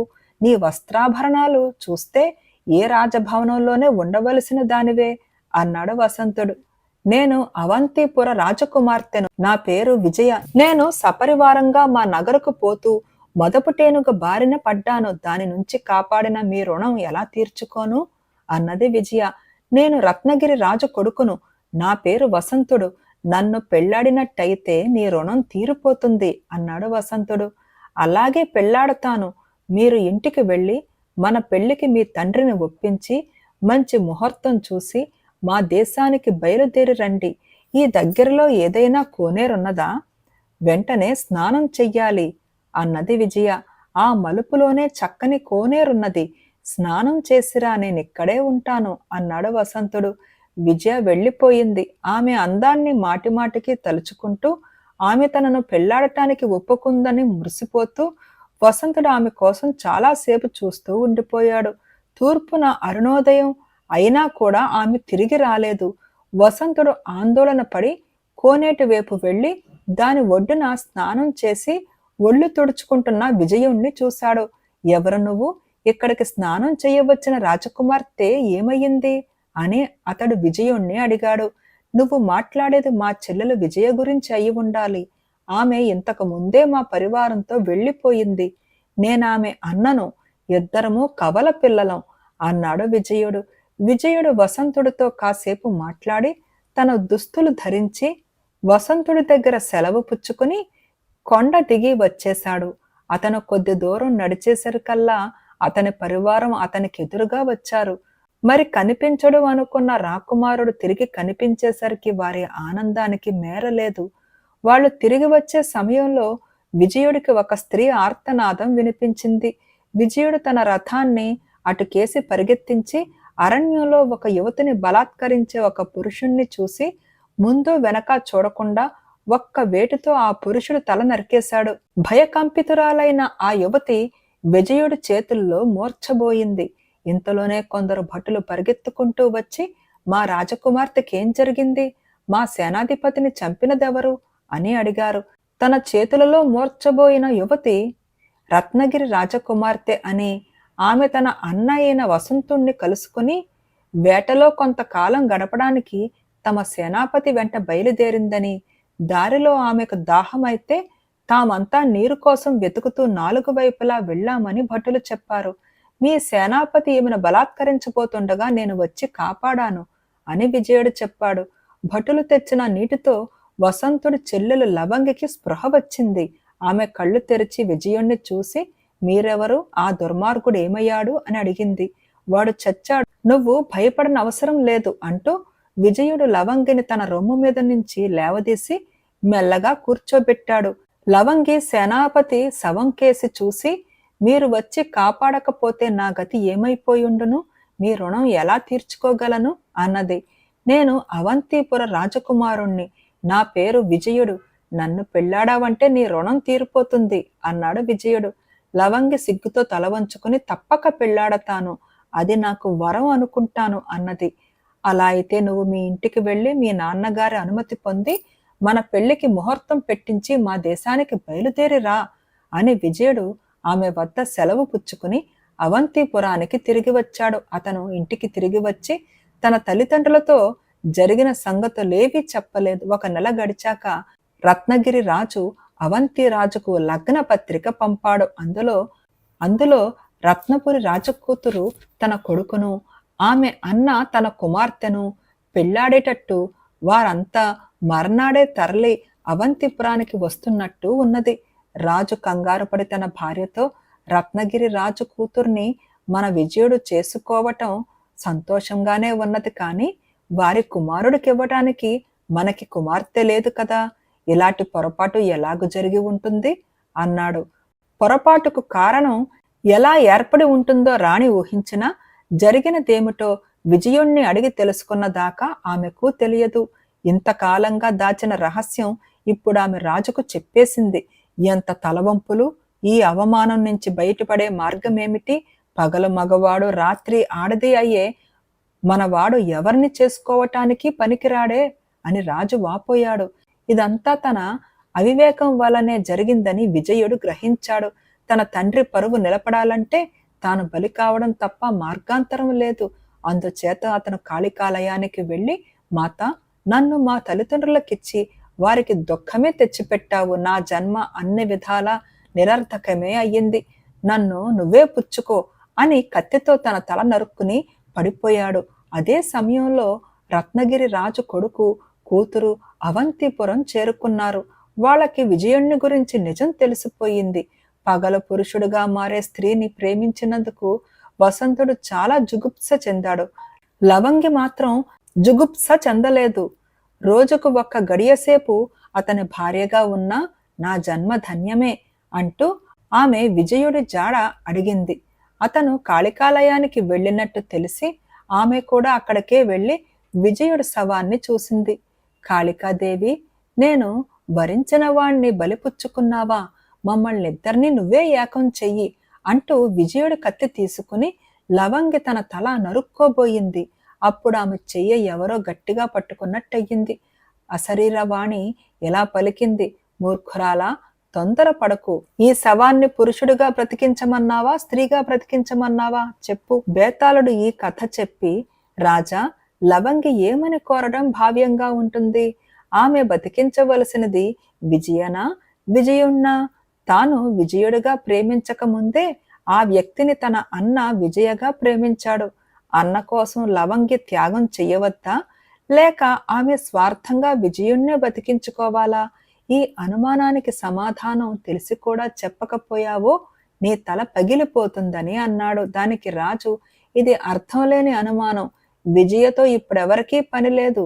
రాణి ప్రభావతి పుత్రికా సౌఖ్యాన్ని పూర్తిగా అనుభవించి ఆమెను కాపరానికి పంపడానికి సిద్ధంగా ఉన్నది. వసంతుడు విజయను ప్రేమించినందుకు అది వరకే జుగుప్స పొందాడు. కొడుకును కన్నందుకు చంద్రసేన మహారాజు కోరిక తన కొడుకును తన అనంతరం సింహాసనం మీద కూర్చోబెడితే గాని తీరపోదు. విజయుడి కోసం లవంగి ఆత్మార్పణ చేసుకునేటందుకు సిద్ధంగా ఉన్నది. కాళికాదేవి వరమిస్తున్నది లవంగికి, వసంతుడికి కాదు. కనుక బతకవలసినది విజయుడే కాని విజయ కాదు అన్నాడు. రాజుకు ఈ విధంగా మౌనభంగం కలగగానే బేతాళుడు శవంతో సహా మాయమై తిరిగి చెట్టెక్కాడు. ఈ కథ పేరు నిత్య యవ్వనం. పట్టువదలని విక్రమార్కుడు చెట్టు వద్దకు తిరిగి వెళ్లి చెట్టుపై నుంచి శవాన్ని దించి భుజాన వేసుకుని ఎప్పటిలాగే మౌనంగా శ్మశానం కేసి నడవసాగాడు. అప్పుడు శవంలోని బేతాళుడు, రాజా, నువ్వు అపూర్వమైన శక్తుల కోసం శ్రమిస్తున్నట్టున్నావు. అవి కొందరికి పుట్టుకతోనే కలుగుతాయి. ఆటవికులలో అలాంటి శక్తులు కలవారు అనేక మంది ఉన్నారు. కానీ వాటి వల్ల చివరకు నష్టమే కలుగుతుంది. నీకు శ్రమ తెలియకుండా ఉండగలందులకు ఒక అపూర్వ శక్తుల కథ చెబుతాను, విను అంటూ ఇలా చెప్పసాగాడు. దండకారణ్య ప్రాంతంలో ఉండే కొయ్యలలో కొందరికి జన్మతః అపూర్వ శక్తులు కలిగేవి. ఆ సంగతి బిడ్డ పుట్టగానే తెలిసిపోయేది. మగబిడ్డకు పుట్టగానే దంతాలన్నీ వచ్చి ఉన్నా, ఆడపిల్ల నెత్తి మీద బొడిపె ఉన్నా అది అపూర్వ శక్తులున్నట్టు గుర్తుగా ఉండేది. అటువంటి బిడ్డలను కన్న తల్లిదండ్రులు తమ బిడ్డల రహస్యాన్ని లోకానికే తెలియకుండా దాచేవారు. ఎందుకంటే వారి సమాజం అలాంటి బిడ్డలను చంపేసేది. ఒక కోయపిల్ల నెత్తి మీద బొడుపుతో పుట్టింది. ఆ పిల్ల పేరు ఇలా. ఇలా తల్లి ఈ రహస్యాన్ని చాలా చక్కగా దాచింది. ఇలా పెద్దదై నెత్తి మీద జుట్టు బాగా పెరిగినాక బొడిపి రహస్యం దాచటం చాలా తేలికయ్యింది. ఇలా యుక్త వయస్కురాలు అయిన దాకా ఆమెలోని అపూర్వ శక్తులకు ఎలాంటి పని తగలలేదు. ఇలా ఉండే అరణ్య ప్రాంతానికి సమీపంలోనే ఒక జమీందారి ఉండేది. ఆ గ్రామంలోనే ఉపేంద్రుడనే ఒక కమ్మరి యువకుడు ఉండేవాడు. వాడు చాలా అందగాడు కానీ పేదవాడు. గ్రామంలో పెళ్లి కావలసి ఉన్న పిల్లలలో సగం మంది ఉపేంద్రుణ్ణి పెళ్లాడాలని కలలు కనేవారు. ఇలా వాణ్ణి మొదట చూసిన క్షణం నుంచి చాలా గాఢంగా ప్రేమించి వాడి కోసం ప్రాణాలు కూడా ధారపోయడానికి సిద్ధపడింది. కానీ ఉపేంద్రుడికి ఎలా అంటే ఏమీ లక్ష్యం లేదు. నిజానికి వాడు ఎవరిని నిజంగా ప్రేమించలేదు. ఎవతైనా డబ్బుతో వచ్చేది తనను పెళ్లాడుతుందా అని వాడి ఆలోచన. ఒకరోజు ఏదో పండగ వచ్చింది. ప్రజలందరూ సంబరం చేసుకుంటున్నారు. ఆ రోజు ఇలా ఎక్కడికి వెళ్ళక ఉపేంద్రుడు తన కోసం వస్తే బాగుండును అని ధ్యానిస్తూ ఇంట్లోనే కూర్చుంది. రోజంతా గడిచిపోయింది. సూర్యాస్తమానం అయ్యింది. ఉపేంద్రుడు ఎలా ఇంటి ఛాయలకైనా రాలేదు. వాడు గ్రామంలో గొప్పింటి పిల్లలతో కోలాటాలాడుతూ మహా ఆనందంగా ఉన్నాడు. ఇలా తన ఇంట్లో ఏవో ముగ్గులు వేసింది, గుడ్డలు చించి పీలికలు చేసింది, మంత్రాలు చదివింది. ఉపేంద్రుడు పేరు ఉచ్చరిస్తూ గుడ్డ పీలికలలో ముడులు వేసింది. ఆ ముడులను ముగ్గులో అక్కడక్కడ పెట్టింది. కోలాటాలలో మునిగి ఉన్న ఉపేంద్రుడు అకస్మాత్తుగా కోలాటం కర్రల అవతల పారేసి గ్రామం నుంచి బయలుదేరాడు. వాడి మెదడులో ఏ ఆలోచన లేదు. వాడి కళ్ళు అప్రయత్నంగా కోయగూడెం కేసి నడుస్తూ వాణ్ణి ఇలా ఇంటి వద్దకు తెచ్చాయి. వాడు తలుపు తట్టగానే ఇలా తలుపు తెరిచింది. ఇలను చూడగానే చీకటిగా ఉన్న వాడి మనస్సులో 1000 దీపాలు వెలిగినట్టయింది.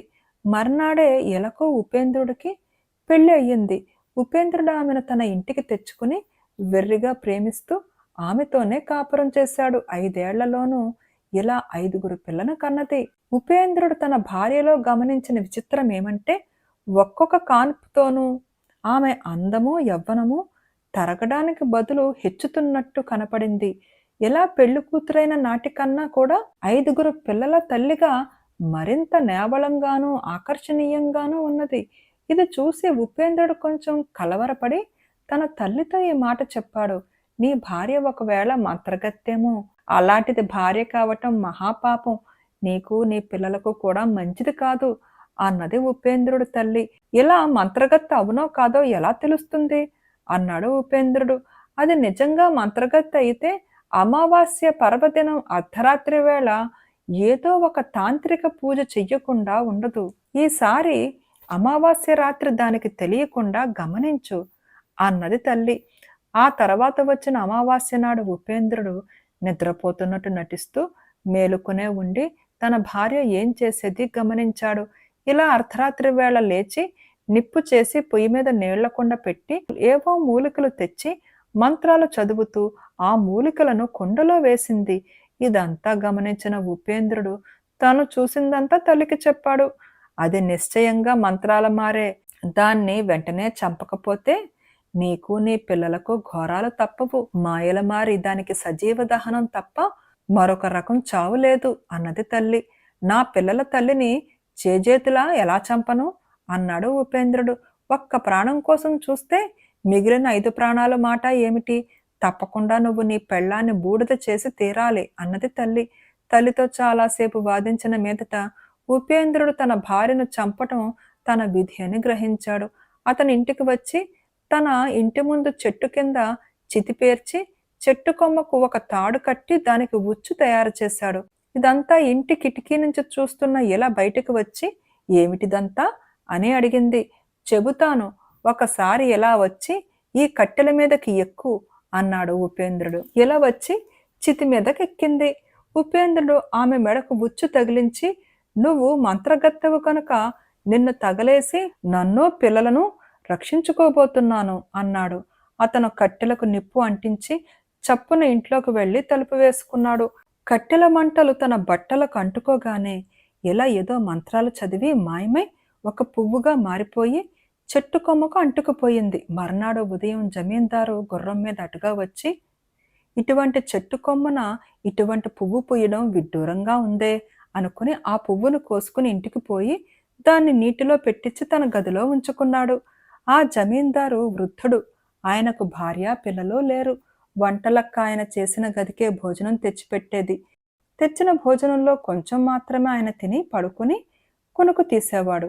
ఆయన అలా నిద్రపోగానే నీటిలో నుంచి పువ్వు కిందకు దూకి ఇలాగా మారి ఆయన మిగిల్చిన భోజనమంతా తినేసి మళ్ళీ పువ్వుగా మారి ఎగిరి నీటిలో పడింది. వంటలక్క వచ్చి గిన్నెలన్నీ ఖాళీగా ఉండటం చూసి ఇందులో ఏదో రహస్యం ఉన్నది అనుకున్నది. జమీందారు చేసిన వంటలో సగం కూడా ఏనాడో తినడు. ఆయన కోసం చేసిన వంటకాలన్నింటినీ వంటలక్కే ఆరగిస్తూ ఉండేది. కానీ ఇవాళ ఆమెకు ఒక్క నలుసు కూడా మిగల్లేదు. రెండో పూట వంటలక్క చాటున పొంచి ఉండి పువ్వు ఆడపిల్లగా మారి జమీందారు తినగా మిగిలిన భోజనం చెయ్యటం గమనించి ఈ మాట జమీందారుకు చెప్పేసింది. మర్నాడు జమీందారు భోజనం చేసి నిద్రపోక కళ్ళు అరమూసి పడుకుని ఇలా భోజనం చేస్తుండగా పట్టుకున్నాడు. తప్పించుకోవడానికి ఇలా ప్రయత్నించటంలో ఆమె జుట్టు జమీందారుకు చిక్కింది. నా జుట్టు వదలండి, చాలా బాధగా ఉన్నది అన్నది ఎలా. అలాగే వదులుతాను, కానీ నువ్వు పువ్వుగా మారడం మాని నాకు భార్యగా ఉండిపోవాలి అన్నాడు జమీందారు. ఇలా అందుకు ఒప్పుకోలేదు. జమీందారు ఆమె జుట్టు పట్టుకుని లాగి ఆమె చేత సరేననిపించాడు. జమీందారు భార్య కాగానే ఇలా వంటలక్కను వెళ్ళగొట్టింది. వంటలక్క కోయవాళ్లలో భూత విద్యలు తెలిసిన వాళ్ళు దగ్గరికి పోయి జమీందారు కొత్త భార్య సంగతి చెప్పి ఆమె మీద పగ తీర్చుకునే ఉపాయం చెప్పమన్నది. జమీందారు భార్య మంత్రగత్తె అయి ఉండాలి. ఆమె నెత్తిన బొడిపి ఉంటుంది. ఆ బొడిపి మీద వెంట్రుకలు కత్తిరిస్తే మంత్రశక్తులు పోతాయి అని భూత విద్యలు తెలిసిన వాళ్ళు చెప్పారు. కానీ జమీందారు భార్యను పట్టుకొని ఆమె జుట్టు కత్తిరించే మార్గం ఏమిటో వంటలక్కకు తెలియలేదు. ఈ లోపల జమీందారు తన చిన్న భార్యకు అంతులేని అమూల్య వస్త్రాలు ఆభరణాలు ఇచ్చాడు. ఆమె జమీందారుతో సహా బండిలో షికార్లకు పోతూ ఉండేది. ఒకనాడు ఆమె కమ్మరి ఇంటి ముందుగా పోతుండగా ఆ ఇంటి ముందు మట్టిలో పొర్లిగింతలు పెట్టి ఆడుకుంటూ 5గురు పిల్లలు కనిపించారు. ఇలా వెంటనే బండిని ఆపించి కిందకి దూకి వెళ్ళి తన పిల్లలను ఎత్తుకుని ముద్దాడింది. తన మేలి వస్త్రాలు మట్టి అయిపోయినా ఆమె లక్ష్య పెట్టలేదు. ఆమె తమ తల్లేనని పిల్లలు గుర్తించలేదు. కానీ వాళ్ళు ఆమె మీదకు పాకి ఆనందంతో కేరింతలు కొట్టసాగారు.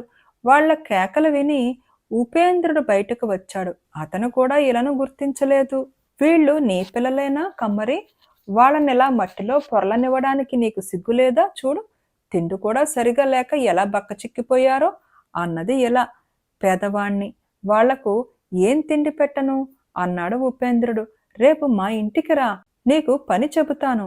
ముందుగా భయాన కింద ఇది ఉంచుకో అంటూ ఇలా తన భర్తకు బరువైన డబ్బులు సంచి ఇచ్చింది. మర్నాడు ఉపేంద్రుడు జమీందారు ఇంటికి వచ్చాడు. స్నానాల గదిలో చిన్న మరమ్మత్తు ఉన్నది, ముందు దాని సంగతి చూడు అంటూ ఇలా అతన్ని స్నానాల గదికి తీసుకుపోయి, చూడు, మట్టి కొట్టుకొని ఎలా ఉన్నావో, ముందు స్నానం చేసి మంచి బట్టలు ఇస్తాను, వేసుకో అన్నది. ఉపేంద్రుడికి అంతా అయోమయంగా ఉన్నది. అతను స్నానాల గదిలో స్నానం చేసి మంచి బట్టలు వేసుకుని యువతలకి వచ్చాడు. ఇలా ఇక నిగ్రహించుకోలేక అతన్ని కౌగలించుకుని, నన్ను గుర్తించలేదా ఇలను అన్నది. అంతవరకు ఉపేంద్రుడికి ఆమె మొహం కేసి సూటిగా చూసే ధైర్యం లేకపోయింది. ఇప్పుడు అతను ఆమె ముఖం చూసి, ఇక్కడికి ఎలా వచ్చావు అని అడిగాడు. నువ్వు నన్ను వదిలించుకోదలిచావని కోపం వచ్చి ఈ ముసలి జమీందారును పెళ్ళాడాను. కానీ నాకు ఈయనంటే ఇష్టం లేదు. నీ కోసము పిల్లల కోసము నా ప్రాణాలు కొట్టుకుపోతున్నాయి. నేను వచ్చేస్తాను అన్నది ఎలా. అది అంత తేలిక అనుకున్నావా? నువ్వు కనబడకపోతే జమీందారు నీ కోసం అంతటా వెతికిస్తాడు. అప్పుడు మన పాటలు కుక్కలు నక్కలు కూడా పడవు. అయినా ఇవాళ రాత్రికి నన్ను ఆలోచించుకొని రేపు మళ్ళీ కనిపిస్తాను అన్నాడు ఉపేంద్రుడు. రేపు తప్పకుండా రా, మరిచేవు అని ఇలా జమీందారు తనకిచ్చిన నగలన్నీ మూటకట్టి ఉపేంద్రుడికి ఇచ్చేసింది. అతను ఇంటికి వస్తుండగా దారిలో వంటలక్క కనబడి, ఎక్కడ నుండి వస్తున్నావు నాయనా అని అడిగింది. జమీందారు గారు పిలిస్తే వెళ్ళి పని చూసి వస్తున్నాను, తిండి మూటగట్టి ఇచ్చారు అన్నాడు ఉపేంద్రుడు. ఆ జమీందారు పెళ్ళాం ఏదన్నా పెడితే తినక నాయనా, అది మాయల మారడి, అది పెట్టిన తిండి తిన్నావంటే శిల అయిపోతావు అన్నది వంటలక్క. ఈ సంగతి నీకెలా తెలుసు అన్నాడు ఉపేంద్రుడు. నేను జమీందారు దగ్గర వంటలక్కగా పనిచేసేదాన్నిగా. ఆ మనిషి పువ్వుగాను మనిషిగాను మారడం నా కళ్ళారా చూశాను. పని మానుకున్న తరువాత కిటుకు తెలిసింది గాని ముందుగా తెలిస్తేనా దాని మంత్రాలు మాయలు క్షణంలో వదలగొట్టి ఉందును అన్నది వంటలక్క. ఎలా, ఏమిటా కిటుకు అన్నాడు ఉపేంద్రుడు. ఎంత తేలికనుకున్నావు? దాని తల వెనక జుట్టు కత్తిరిస్తే అది మామూలు మనిషి అవుతుంది. వీలుంటే ఆ పని చేద్దును అని వంటలక్క వెళ్ళిపోయింది. మర్నాడు ఉపేంద్రుడు బయలుదేరుతూ తన పనిముట్ల సంచిలో ఒక కత్తెర కూడా పెట్టుకున్నాడు. అతని కోసం ఆత్రంగా కిటికీలోంచి చూస్తున్న ఇలా తలుపు తెరిచింది. అతను లోపలికి రాగానే, ఏమన్నా ఆలోచించావా అన్నది. ఆలోచించాను, నీ గదికి పద, చెబుతాను అన్నాడు ఉపేంద్రుడు. ఇద్దరూ గదిలోకి చేరగానే అతను కత్తెర తీసుకుని ఒక చేత్తో ఇలను గట్టిగా పట్టుకుని ఆమె జడపాయలు కత్తిరించసాగాడు. ఏమిటి పని, ఎందుకిలా చేస్తున్నావు అని ఇలా గిలగిలా కొట్టుకున్నది. కానీ ఆమె జుట్టుపాయలన్నీ కత్తిరించిన దాకా అతను మానలేదు. జుట్టు పోగానే ఇలకున్న శక్తులతో పాటు నిత్య యవ్వనం కూడా పోయింది. ఆమె కళ్ళు లోతుకుపోయి వాటి కింద గుంటలు ఏర్పడ్డాయి. శరీరంలో అంతదాకా ఉండిన జిగిపోయింది. ఆమె తన చేతులు చూసుకుని ఏడుస్తూ, నా అందమంతా పోయింది, నన్ను చూసి అసహ్యించుకుంటావు అన్నది. లేదు ఇలా, నా కళ్ళకు ఇలా ఉంటేనే అందంగా ఉన్నావు, ఇంటికి పోదాం పద అన్నాడు ఉపేంద్రుడు. వాళ్ళిద్దరూ వచ్చేస్తుంటే జమీందారు కనిపించి, నా భార్య చెప్పిన పని ముగించావా అని ఉపేంద్రుణ్ణి అడిగాడు. ఏలినవారు క్షమించాలి, ఈ మధ్య పారిపోయిన నా భార్య తమ ఇంటి నౌకర్ల మధ్య కనిపిస్తే ఇంటికి పట్టుకుపోతున్నాను అన్నాడు. తప్పకుండా తీసుకుపో, పెళ్ళాలు మొగుళ్లను విడిచి పారిపోవటం మహానేరం అన్నాడు జమీందారు. ఆయన తన భార్య కోసం ఊరు వాడా గాలించి ప్రాణాలు విసిగి వంటలక్కన మళ్ళీ తెచ్చుకున్నాడు. జమీందారు వద్ద తెచ్చుకున్న నగలమ్మి ఇలా ఉపేంద్రులు సుఖంగా బతుకుతూ ఇంకా పిల్లలను కన్నారు.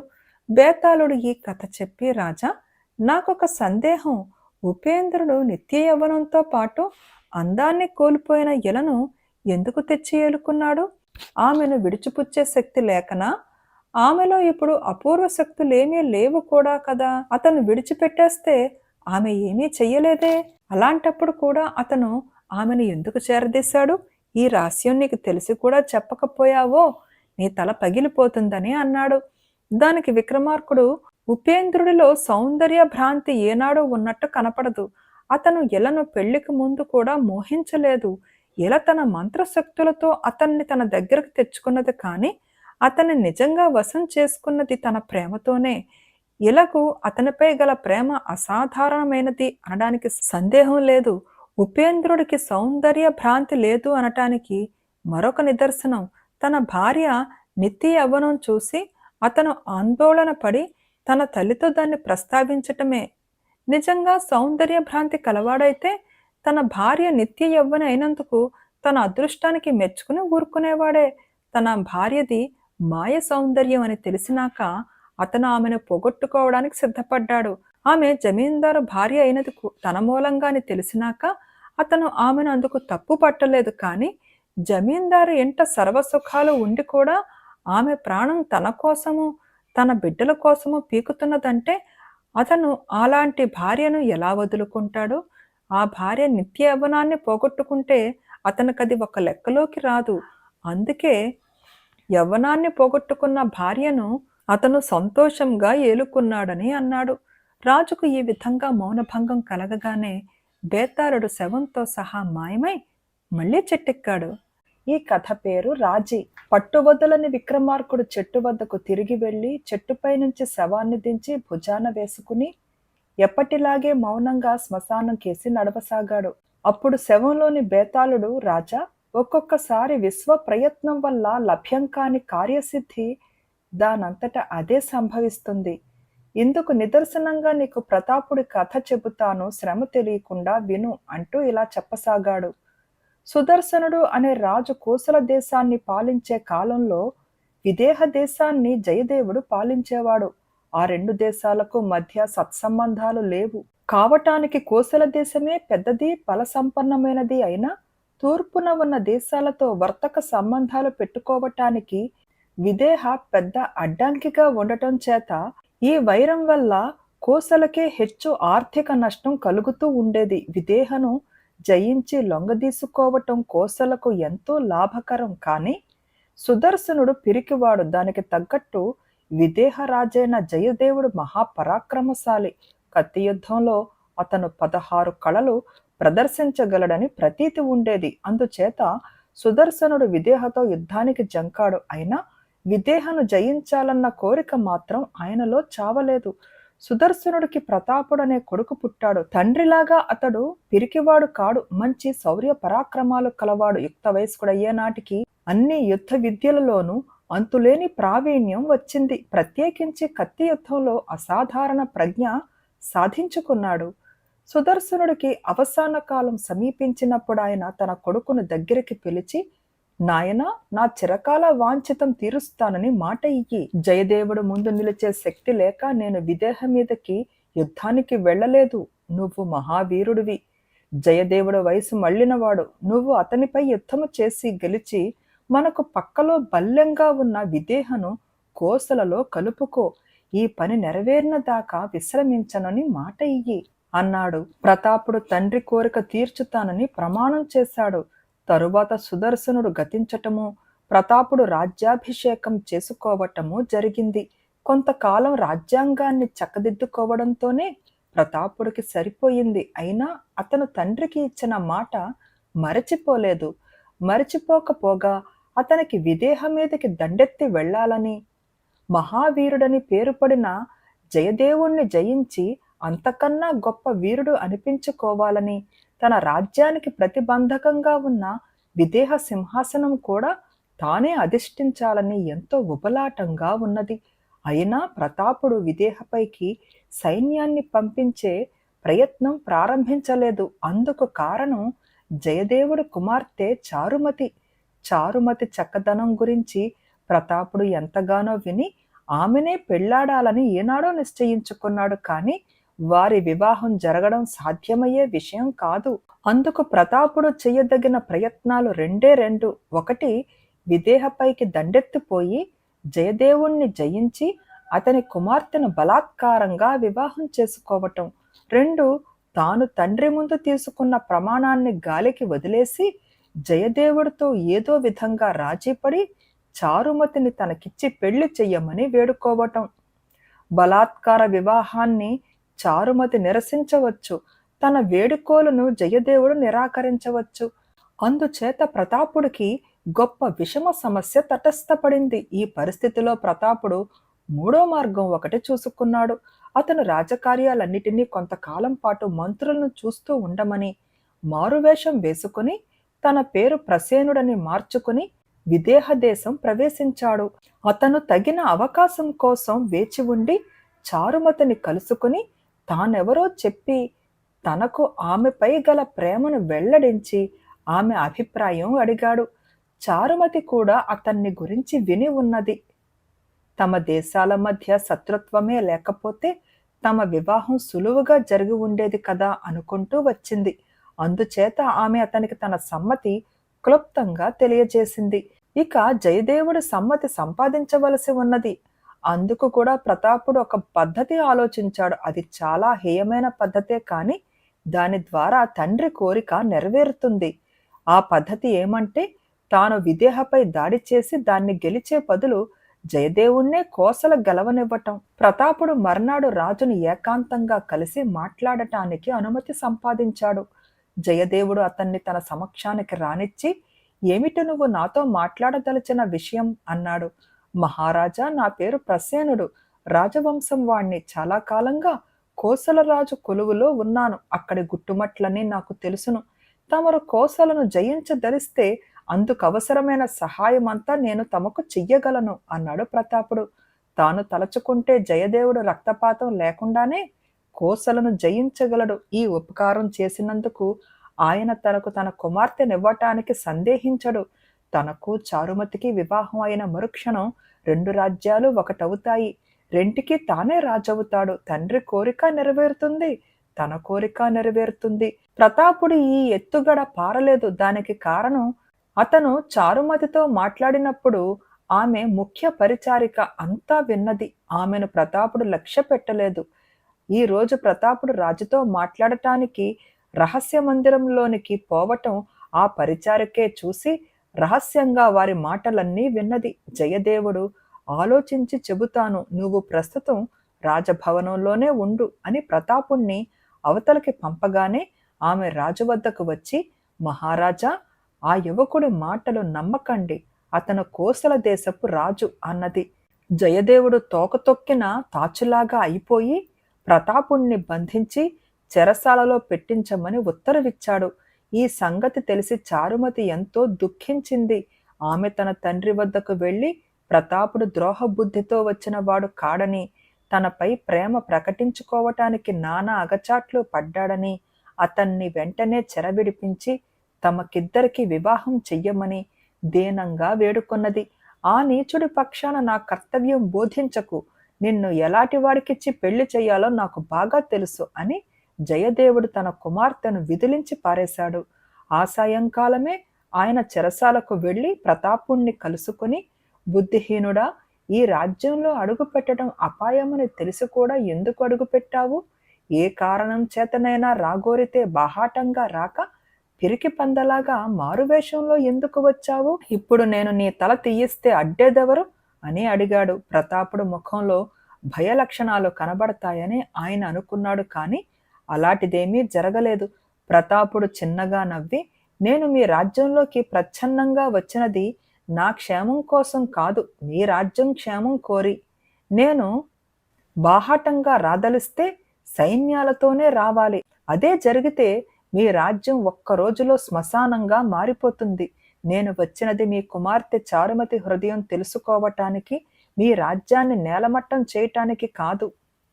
నేను వచ్చినది మీ కుమార్తె చారుమతి హృదయం తెలుసుకోవటానికి, మీ రాజ్యాన్ని నేలమట్టం చేయటానికి కాదు అన్నాడు. నా కుమార్తె హృదయం తెలుసుకున్నావా అని జయదేవుడు అడిగాడు. తెలుసుకున్నాను. నన్ను పెళ్లాడాలి అన్న వాంఛ ఆమెలో గాఢంగానే ఉన్నది అన్నాడు ప్రతాపుడు. పిరికి పందవు, నన్ను జయించలేక నా కుమార్తెను పెళ్లాడి ఆ విధంగా నా రాజ్యం హరించుదామనుకున్నావు. నా రాజ్యం నేలమట్టం చేస్తానని ప్రగల్భాలెందుకు అన్నాడు జయదేవుడు. మీ కుమార్తెను పెళ్లాడటంతో పాటు మన రాజ్యాలు రెండు ఏకం కావాలన్న కోరిక కూడా నాకున్నది. అలా జరగాలంటే నేను మీ రాజ్యమైనా గెలవాలి, మీ చేత నా రాజ్యాన్ని గెలవనివ్వటానికైనా చెయ్యాలి. నా రాజ్యం గెలవటానికి మీకు సులభోపాయం చెప్పాను, అందులో ఏదో ద్రోహం ఉన్నట్టు మీరు నన్ను చెరపట్టించారు అన్నాడు ప్రతాపుడు. నువ్వు ఎంతో పిరికి పందవై ఉంటే తప్ప నీ రాజ్యాన్ని నాకు కానుక పెట్టాలని చూడవు, నీకు శిరచ్ఛేదమే తగిన శిక్ష అన్నాడు జయదేవుడు. ప్రతాపుడు ఆశ్చర్యంగా, మీరు మహాపరాక్రమవంతులని దేశదేశాలా చెప్పుకుంటున్నారు, శత్రువును నిరాయుధుడుగా పట్టి శిరచ్ఛేదం చేసేవాడి కన్నా పిరికిపంద ఎక్కడుంటాడు అన్నాడు. జయదేవుడి ఆగ్రహం నసాలం అంటుకుంది. ఆయన ఆ కోపాన్ని నిగ్రహించుకుని, నేను ఉదార స్వభావంతో నిన్ను విడిచిపుచ్చితే ఏం చేస్తావు అన్నాడు. మీరు అలాంటి సాహసమే చేస్తే నేను మా దేశానికి వెళ్ళి సేనలను తరలించుకుని వచ్చి మీ దేశాన్ని నామరూపాలు లేకుండా చేసేస్తాను. వీలు పడితే ద్వంద్వ యుద్ధంలో మీ ప్రాణాలు తీసేస్తాను అన్నాడు ప్రతాపుడు. జయదేవుడు కళ్ళు మెరిశాయి. ఆయన ప్రతాపుడితో, ఇప్పుడే నీకు వీలు కలగజేస్తాను, నాతో ద్వంద్వ యుద్ధం చెయ్యి అన్నాడు. అప్పటికప్పుడే ప్రతాపుణ్ణి చెరవిడిపించారు. జయదేవుడు శస్త్రచికిత్సలను రప్పించి ప్రతాపుడికి ఒక కత్తి ఇచ్చి తానొక కత్తి తీసుకుని యుద్ధానికి సిద్ధంగా నిలబడ్డాడు. యుద్ధంలో చాలాసేపు జయదేవుడు ప్రతాపుడు సమబుజ్జీలుగా కనపడ్డారు. జయదేవుడు ప్రదర్శించిన కళలన్నిటికీ ప్రతాపుడు ప్రతిక్రియలు చేశాడు. కాని ఆఖరులో జయదేవుడు ప్రతాపుడు చేతికత్తిని ఎగరగొట్టాడు. ప్రతాపుడు అమితాశ్చర్యంతో, ఈ కళ నేనెన్నడూ ఎరగనే అన్నాడు. జయదేవుడు ప్రతాపుడు భుజం తట్టి, అల్లుడు, నువ్వు నేర్చుకోవలసిన కళలు ఇంకా 1-2 వాటిని నీకు అల్లుడి కట్నం కింద ఇచ్చుకుంటాను. నీ వివాహానికి తరలి రమ్మని నీ దేశానికి కబురు పంపు అన్నాడు. మంచి ముహూర్తాన ప్రతాపుడికి చారుమతికి వివాహం అయిపోయింది. కోసల విదేహ రాజ్యాలు ఏకమయ్యాయి. కాలక్రమాన రెంటికి ప్రతాపుడే రాజే తన తండ్రి చివరి కోరికను పూర్తి చేశాడు. బేతాళుడు ఈ కథ చెప్పి, రాజా, నాకొక సందేహం. జయదేవుడు ప్రతాపుణ్ణి ద్వంద్వ యుద్ధంలో ఓడించి కూడా ఆకస్మికంగా అతన్ని తన అల్లుడు చేసుకోవటానికి ఎందుకు నిర్ణయించాడు? తన కుమార్తె అతన్ని ప్రేమించిందనా, లేక ఎప్పటికైనా అతడు తన రాజ్యాన్ని మట్టు పెడతాడనా? ఒకవేళ ఇది ఆకస్మిక నిర్ణయం కాకపోతే తన అల్లుణ్ణి చేసుకోదలుచు కూడా ఆయన ప్రతాపుడితో ఎందుకు ద్వంద్వ యుద్ధానికి తలపడ్డాడు? ఈ ప్రశ్నలకు సమాధానం తెలిసి కూడా చెప్పకపోయావో నీ తల పగిలిపోతుందని అన్నాడు. దానికి విక్రమార్కుడు, జయదేవుడు ప్రతాపుడికి తన కూతురునిచ్చి చెయ్యాలని నిర్ణయించింది ద్వంద్వ యుద్ధం అయ్యాకనే. ప్రతాపుడు పిరికి పంద అన్న అనుమానం ఆయనలో చాలా గాఢంగా నాటుకుని ఉన్నది. ప్రతాపుడి తండ్రి జగత్ ప్రసిద్ధుడైన భీరువు. ప్రతాపుడి ప్రవర్తన కూడా పిరికివాడి ప్రవర్తనలాగే జయదేవుడికి కనపడింది. ప్రతాపుడి మాటలు మాత్రం మహావీరుడికి తగినట్టుగా ఉన్నాయి. అతను మహావీరుడో పిరికివాడో తేల్చుకోవటానికే జయదేవుడు అతనితో ద్వంద్వ యుద్ధం సాగించాడు. ప్రతాపుడు ద్వంద్వ యుద్ధంలో జయదేవుడికి సమానం కాకపోయినా అతను గొప్ప వీరుడన్నది మటుకు రూఢి అయిపోయింది. తను ఓడిపోయాక కూడా అతను ఓడినందుకు దుఃఖించక కత్తి యుద్ధంలో తాను ఎరుగని లాఘవాన్ని జయదేవుడిలో చూసి అబ్బురం చెందాడు. అది నిజమైన వీరుడు లక్షణం. అందుకే జయదేవుడు తన కుమార్తెను అతనికిచ్చి చెయ్యటానికి నిశ్చయించాడు. విదేహ ఎలాగైనా చారుమతి భర్త అయ్యేవాడికి చెందవలసిందే. ప్రతాపుడు చారుమతికి తగిన భర్త అన్నదే జయదేవుడు తేల్చుకోవలసి ఉండింది. అది ద్వంద్వ యుద్ధం ద్వారా తేలిందని అన్నాడు. రాజుకి ఈ విధంగా మౌనభంగం కలగగానే బేతాళుడు శవంతో సహా మాయమై మళ్లీ చెట్టెక్కాడు. ఈ కథ పేరు భ్రాతృహంతకులు. పట్టువదలని విక్రమార్కుడు చెట్టు వద్దకు తిరిగి వెళ్లి చెట్టుపై నుంచి శవాన్ని దించి భుజాన వేసుకుని ఎప్పటిలాగే మౌనంగా శ్మశానం కేసి నడవసాగాడు. అప్పుడు శవంలోని బేతాళుడు, రాజా, నీ పట్టుదల అపూర్వమే, కాని ఎట్టి పరిస్థితులలోనూ అన్యాయం చెయ్యకుండా ఉన్నట్టయితే నీకు విజయం చేకూరుతుంది. ఒక చిన్న అన్యాయం ఎలా సర్వనాశనానికి దారి తీసిందో తెలియగలందులకు నీకు నిషధరాజైన ద్యుమత్సేనుడి కథ చెబుతాను, శ్రమ తెలియకుండా విను అంటూ ఇలా చెప్పసాగాడు. నిషధరాజైన ద్యుమత్సేనుడికి చిత్రసేనుడు, విచిత్రసేనుడు, మహత్సేనుడు అనే ముగ్గురు కొడుకులుండేవారు. వారిలో చిత్రసేన, విచిత్రసేనులు దుర్మార్గులు, హీనబుద్ధులు కావటం రాజును చాలా బాధించింది. మహత్సేనుడు సర్వలక్షణ సమన్వితుడు. అన్ని విధాలా అతనే రాజ్యార్హుడు. జుమత్సేనుడికి మూడవ వాడిపైనే ప్రాణాలన్నీ. తాను సింహాసనం పైన ఉంటూనే ప్రాణాలు విడిస్తే రాజ్యం సాంప్రదాయానుసారం చిత్రసేనుడికి పోతుంది. అన్నలు మహత్సేనుడికి ఏమాత్రమూ న్యాయం చెయ్యరు. తాను బతికి ఉండగానే ఆయన తన మూడో కొడుకును రాజుగా అభిషేకిస్తే కాదనే హక్కు ఎవరికీ ఉండదు. కానీ పెద్ద కొడుకుల దుర్మార్గ బుద్ధులు తెలియని లోకం దీన్ని హర్షించదు. అందుచేత ద్యుమత్సేనుడు ఏం చేశాడంటే తన రాజ్యాన్ని 3 భాగాలు చేసి తన ముగ్గురు కొడుకులకు పంచి ఇచ్చి ఎవరి రాజ్య భాగాన్ని వారు ఏలుకునేటట్టు ఏర్పాటు చేశాడు. అయితే ఈ రాజ్య విభజన మాత్రం అంత న్యాయంగా జరగలేదు. పెద్దవాళ్ళిద్దరికీ తండ్రి పంచి ఇచ్చినవి అరణ్య ప్రాంతాలు, కొండ ప్రాంతాలును. రాజధాని అయిన మాహిష్మతీపురము, దాని చుట్టుపట్ల గల నాగరిక ప్రాంతాలు మూడో వాడివయ్యాయి. ఆ భాగానికి మహత్సేనుణ్ణి రాజుగా చేసి ద్యుమత్సేనుడు తాను వెంట ఉండి రాజ్యపాలనలో అతనికి సహాయపడసాగాడు. చిత్రసేన, విచిత్రసేనులు తమకు అన్యాయం జరిగిందని ఎలాగైనా మహత్సేనుడు రాజ్య భాగాన్ని కూడా కాజేయడానికి ప్రయత్నాలు సాగించారు. తన అన్నలు తనను హతమార్చడానికి, తన రాజ్య భాగాన్ని కాజేయటానికి ప్రయత్నిస్తున్నట్టు వార్తలు అందగానే మహత్సేనుడు జరిగిన దానికి చాలా నొచ్చుకున్నాడు. అతను తన అన్నలిద్దరికీ ఈ విధంగా కబురు చేశాడు: మన తండ్రి గారు చేసిన రాజ్య విభజన మీకు సమ్మతం కాని పక్షంలో మరొక రకంగా మనం రాజ్యాన్ని పంచుకోవటానికి నాకేమీ అభ్యంతరం లేదు. ఒక గర్భాన పుట్టిన మనం సఖ్యంగా ఉండటము, మన మధ్య శాంతి ఉండటము ప్రధానం. శాంతి కోసరం నేను నిరాధాయుడనై మీరు రమ్మన్న చోటికి వస్తాను.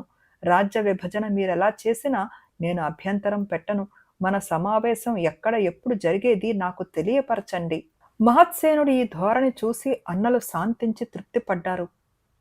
ఫలాని రోజుకు ఫలాని చోట ముగ్గురు అన్నదమ్ములు సమావేశం అయి సంప్రదించుకోవాలని నిర్ణయం జరిగింది. ఆ మర్నాడు మహత్సేనుడు గుర్రం మీద కొద్దిమంది పరివారంతో సంకేత స్థలానికి బయలుదేరాడు. అతను ప్రయాణమై వస్తూ ఉంటే దారి పొడుగునా ప్రజలు అతన్ని దేవుణ్ణి చూసినట్టు చూశారు. అతని అన్నల రాజ్య భాగాలలో ఉన్న ప్రజలే రాజంటే అలా ఉండాలి, ఏమి రాజకళ, ఏమి టీవీ అని బహిరంగంగా మెచ్చుకున్నారు. అతను మజిలీ చేసిన చోటనల్లా అతన్ని అందరూ మహారాజా అని సంబోధించడమే కాక రాజోపచారాలు చేశారు. అది చూసి చిత్రసేన, విచిత్రసేనులకు పట్టరాని ఈర్ష్య పుట్టుకొచ్చింది. వారికి తమ తమ్ముడి పైన కలిగిన సద్భావం అంతా పోయింది. ముగ్గురు కలిసి మాట్లాడుకుంటున్నప్పుడు పెద్దవాళ్ళిద్దరూ అకారణంగా మహత్సేనుడితో నిష్ఠూరాలాడటం ఆరంభించి అతన్ని కాస్త చంపేశారు. ఈ దుర్వార్తను మహత్సేనుడి పరివారం మహిష్మతి నగరానికి చేరవేశారు. ద్యుమత్సేన మహారాజుకు దుర్భరమైన శోకంతో పాటు దుస్సహమైన క్రోధం కూడా కలిగింది. ఆయన అప్పటికప్పుడే సైన్యాన్ని ఆయత్తం చేసి తన పెద్ద కొడుకులిద్దరికి పైన యుద్ధానికి బయలుదేరాడు. చిత్రసేన, విచిత్రసేనులకు ఇది తమ మంచికే వచ్చిందనిపించింది. ఎందుచేతనంటే వాళ్ళు తమ తమ్ముణ్ణైతే చంపారు, కానీ అతని రాజ్యాన్ని ఆక్రమించటానికి ముసలిరాజు ఒకడు అడ్డు ఉండనే ఉన్నాడు. ప్రజలు సహజంగానే ఆయన పక్షాన ఉంటారు. ఆయన యుద్ధం ప్రకటించాడు గనుక ఇప్పుడు తామిద్దరూ తమ రెట్టింపు సేనతో తండ్రి సేనను అవలేలగా ఓడించి క్షత్రియ ధర్మానుసారం రాజ్యమంతా తీసుకోవచ్చు.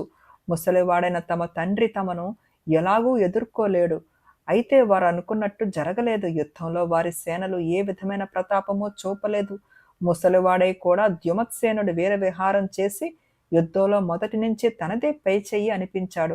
చివరకు చిత్రసేన, విచిత్రసేనులు అతి సామాన్యమైన యోధుల చేతిలో చచ్చారు. తరువాత ద్యుమత్సేన మహారాజు మహిష్మతీపురానికి తిరిగి వెళ్ళి 5 ఏళ్ల వయసు గల తన మనుమడికి మహత్సేనుడి కొడుక్కి పట్టం కట్టి వాడి తరపున తానే రాజ్యపాలన చేశాడు. ఆయన తదనంతరం ఆ కుర్రవాడు నిషధ దేశానికి అంతకు రాజయ్యి ప్రజానురంజకంగా రాజ్యపాలన చేశాడు. బేతాళుడు ఈ కథ చెప్పి, రాజా, ద్యుమత్సేనుడు కొడుకులు ముగ్గురు చావటానికి కారణమెవరు? చిత్రసేన, విచిత్రసేనులకు అన్యాయం జరిగిన మాట నిజమే కదా. వారికి యుద్ధంలో ఓటమి ఎందుకు సంప్రాప్తమయ్యింది? ఈ ప్రశ్నలకు సమాధానం తెలిసి కూడా చెప్పకపోయావో నీ తల పగిలిపోతుందని అన్నాడు. దానికి విక్రమార్కుడు, ద్యుమత్సేనుడు తన పెద్ద కొడుకులకు ఎలాంటి అన్యాయము చెయ్యలేదు. వాళ్ళు రాజ్యార్హులు కారని తెలిసి కూడా వాళ్లకు రాజ్యంలో భాగాలిచ్చాడు. తమకు రాజ్యార్హత ఏమాత్రము లేదని వారు నిరూపించుకున్నారు. తమ ప్రజలు తమ తమ్ముణ్ణి మహారాజులాగా చూసినప్పుడు వారు తమ అల్పత్వాన్ని గ్రహించి ఉండవచ్చు. వారు అలా చేయక అతన్ని అసూయతో చంపి తమ ప్రజలకు తమపై మరింత అసహ్యం పుట్టేటట్టు చేసుకున్నారు. తమ తండ్రి బ్రతికి ఉన్నంత కాలము తమ సైనికులకు ఆయన మహారాజేనన్న సత్యం కూడా వారు గ్రహించక తమ తండ్రితో యుద్ధానికి తలపడ్డారు. మహారాజుపై కత్తి కట్టిన వాళ్ళు ఆ మహారాజు ప్రజల దృష్టిలో రాజద్రోహులు. అందుకే వారి సేనలు సరిగా యుద్ధం చెయ్యలేదు. వాళ్ళు సాధారణ యోధుల చేతిలో చావటానికి కూడా అదే కారణం అన్నాడు. రాజుకు ఈ విధంగా మౌనభంగం కలగగానే బేతాళుడు శవంతో సహా మాయమై తిరిగి చెట్టెక్కాడు. ఈ కథ పేరు చెప్పుల మహిమ. విసుగు చెందని విక్రమార్కుడు చెట్టు వద్దకు తిరిగి వెళ్లి చెట్టుపై నుంచి శవాన్ని దించి భుజాన వేసుకుని ఎప్పటిలాగే మౌనంగా శ్మశానం కేసి నడవసాగాడు. అప్పుడు శవంలోని బేతాళుడు, రాజా, నీకు ఉన్న ధైర్య సాహసాలలో శతాంశం తనకు ఉన్నట్టయితే రవిపుర యువరాజు కుమారవర్మ తన వివాహం విషయంలో ఒక చర్మకారుడితో పోటీ పడవలసి వచ్చేది కాదు కదా. శ్రమ తెలియకుండా నీకు కుమారవర్మ కథ చెబుతాను విను అంటూ ఇలా చెప్పసాగాడు. రవిపుర రాజైన భాస్కర వర్మకు కుమారవర్మ అనే ఒక్కడే కొడుకుండేవాడు. అతను చాలా అందగాడు, మంచి మేధావి, యుద్ధ విద్యలన్నీ అభ్యసించిన వాడే కాని పిరికివాడు. కెలగానైనా అతడు మరొకరితో కత్తి యుద్ధమో గదా యుద్ధమో మల్ల యుద్ధమో చెయ్యాలంటే కంపరం ఎత్తిపోయేవాడు. ఆటల పోటీలలో కూడా అతనికి రక్తదాహం కనిపించేది. భాస్కరవర్మ వంశం శౌర్య పరాక్రమాలకు ప్రసిద్ధికెక్కినది. అందుచేత ఆ రాజు తన కొడుకులో పిరికితనం ఉన్నట్టు అనుమానం తగలగానే చాలా బాధపడ్డాడు. అనేక రాజకుమార్తెలకు స్వయంవరాలు జరిగినప్పుడు యుద్ధ విద్యలలో పోటీలు కూడా జరిగేవి. అలాంటివి పోటీలలో పాల్గొంటే తన కొడుకు పిరికితనం క్రమంగా పోతుంది అనుకుని భాస్కరవర్మ ప్రతి స్వయంవరానికి కుమారవర్మను పంపేవాడు. కానీ కుమారవర్మ ఒక్క పోటీలో కూడా పాల్గొనకుండా తిరిగి వచ్చేవాడు. ఇలాంటి పోటీలు చూస్తున్న కొద్దీ కుమారవర్మలో పిరికితనం మరింత హెచ్చిందే గాని ఏమాత్రమూ తగ్గలేదు. ఇలా ఉండగా భద్రదేశపు రాజు తన కుమార్తె భద్రావతి వివాహానికి చాలా సాహసోపేతమైన పోటీలు ఏర్పాటు చేసి వాటిలో నెగ్గినవాడు ఎవడైనా సరే వాడికి తన కుమార్తెనిచ్చి పెళ్లి చేస్తానని దేశదేశాలా చాటింపు వేయించాడు. భాస్కరవర్మ ఈ స్వయంవరానికి కుమారవర్మను బలాత్కారంగా పంపుతూ, ఈసారి నువ్వు భద్రదేశపు రాజకుమార్తెను గెలుచుకోకుండా తిరిగి రావద్దు. పోటీలు చాలా దారుణంగా ఉంటాయి. అయినా సరే అందులో నువ్వు మరణించినా నా కొడుకు వీర మరణం చెందాడు కదా అని నేను సంతోషిస్తాను అని మహాకటువుగా చెప్పాడు. తండ్రి మాటలకు కుమారవర్మ చాలా నొచ్చుకున్నాడు. తండ్రి తనను ఎదిరించిన వారందరినీ చంపు లేదా నువ్వే చావు అని ఆదేశించినట్టుగా అతనికి తోచింది. అతను చావటానికి సిద్ధపడి బయలుదేరి భద్రదేశానికి వెళ్ళాడు. అతను చేరిన మర్నాడే స్వయంవరపు పోటీలు. ఆ పోటీలో పాల్గొనటానికి ఎందరో రాజకుమారులు, పేరు ప్రతిష్టలు గల ఇతర కులాల యోధులు కూడా వచ్చారని అతను తెలుసుకున్నాడు. పోటీలో ఎవరెవరు చావబోతున్నారో కూడా ఊళ్ళో ప్రజలు అప్పుడే అంచనా వేసుకుంటున్నారు. వీరందరూ రాజకుమార్తెను పెళ్లాడాలని రావటమేమిటి, ప్రాణాలు బలిపెట్టడమేమిటి, ఇవి చూడగా పోటీలుగా లేవు, యుద్ధాలే అనుకున్నాడు కుమారవర్మ. ఆ సాయంకాలం అతను నదీ తీరానికి వెళ్లి కూర్చుని ఒక నిశ్చయానికి వచ్చాడు. తనకా రాజకుమార్తెను పెళ్లాడాలి అన్న తహతహ ఏమీ లేదు. పోటీలో పాల్గొంటే తనకన్నా అర్భకులు కొందరు తన చేత చచ్చినా మరొకరి చేతిలో తనకు చావు నిశ్చయం. తన ప్రాణం తానే తీసుకుంటే తనకెక్కువ ఆత్మశాంతి ఉంటుంది. ఇలా అనుకుని అతను నదిలోకి దూకేశాడు. ప్రవాహం దిగువన ఒక చర్మకారుడు నదిలో కొట్టుకు వచ్చే కుమారవర్మను చూసి ఈదుకుంటూ వచ్చి అతన్ని పట్టుకుని ఒడ్డుకు లాగాడు. చూడబోతే గొప్ప కుటుంబం వాడివిలాగున్నావు, నదిలో ఎలా పడ్డావు బాబు అని చర్మకారుడు కుమారవర్మను అడిగాడు. ప్రమాదవశాన పడలేదు, బుద్ధిపూర్వకంగానే పడ్డాను. నాకు జీవితం మీద విరక్తి కలిగింది. నన్ను నీటిలో నుంచి ఎందుకు లాగావు? మెచ్చి నీకు నేనేదన్నా బహుమానం ఇస్తాననుకున్నావు కాబోలు. నేను నీకేమీ ఇవ్వను అన్నాడు కుమారవర్మ. చర్మకారుడు మంచి మాటలతో కుమారవర్మ కథ అంతా మెల్లిగా బయటికి లాగి, ఈ మాత్రానికే కోరి చావు తెచ్చుకోవాలా? నువ్వు బట్టి పిరికివాడివి. నా దగ్గర మహిమగల చెప్పులున్నాయి. అవి తొడుక్కుని స్వయంవరానికి వెళ్ళావంటే నీకు 1000 ఏనుగుల బలము, 1000 సింహాల ధైర్యము వస్తుంది. అందరూ నీ చేతిలో చిత్తుగా ఓడిపోతారు. అసలు నిన్ను చూడగానే వాళ్ళ గుండె జారిపోతుంది. చూడు, నీ నుంచి నేను బహుమానం ఆశించిన మాట నిజమే, ఒప్పుకుంటాను. కానీ నాకా బహుమానం ఇప్పుడివ్వకు. రేపు సాయంకాలం రాజకుమార్తెను గెలుచుకున్నాక ఇయ్యి అన్నాడు. నీకేం కావాలి అని కుమారవర్మ అనుమానంగా అడిగాడు. నేను ఏదడిగితే అది ఇయ్యి. నీది కానిదేది అడగనులే అన్నాడు చర్మకారుడు. వాడు తన తోలు సంచి నుంచి ఒక చెప్పుల జత తీసి కుమారవర్మకిచ్చి మర్నాడు సాయంకాలం పోటీలు జరిగే చోటికి వస్తానని చెప్పి వెళ్ళిపోయాడు. చర్మకారుడిచ్చిన చెప్పులు తొడుగుకుంటుండగానే కుమారవర్మకు ఒక మాట జ్ఞాపకం వచ్చింది. దైవ యోగం వల్లనే తాను బతికాడు. తాను నదిలో పడి చచ్చిపోతే తన తండ్రికి తీరని అవమానం కలిగేది. ఆయన తనను ఏం కోరాడు? భద్రావతిని పెళ్లాడటమో వీరమరణం పొందటమో చేయమన్నాడు. చావదలుచుకున్న తరువాత పోటీలోనే చచ్చిపోయి తండ్రికి తృప్తి కలిగించడం మంచిది కదా. ఇతరులను చంపకుండా ఉండాలనే కదా తాను పోటీలో పాల్గొనరాదు అనుకున్నది. ఆ చచ్చేవాళ్ళు తన చేతిలో కాకపోతే ఇతరుల చేతిలోనైనా చస్తారు.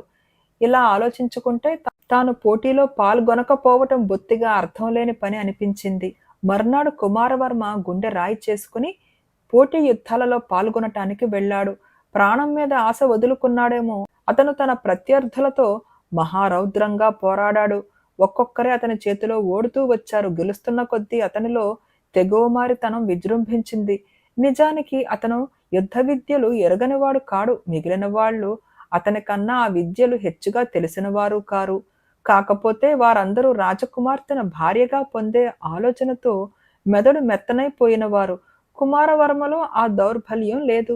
సూర్యాస్తమయం అయ్యే లోపుగా అతను అందరినీ జయించాడు. వరమాలతో వచ్చిన భద్రావతికి అతని అందమైన విగ్రహం కంటపడేసరికి కళ్ళు జిగేలుమన్నాయి.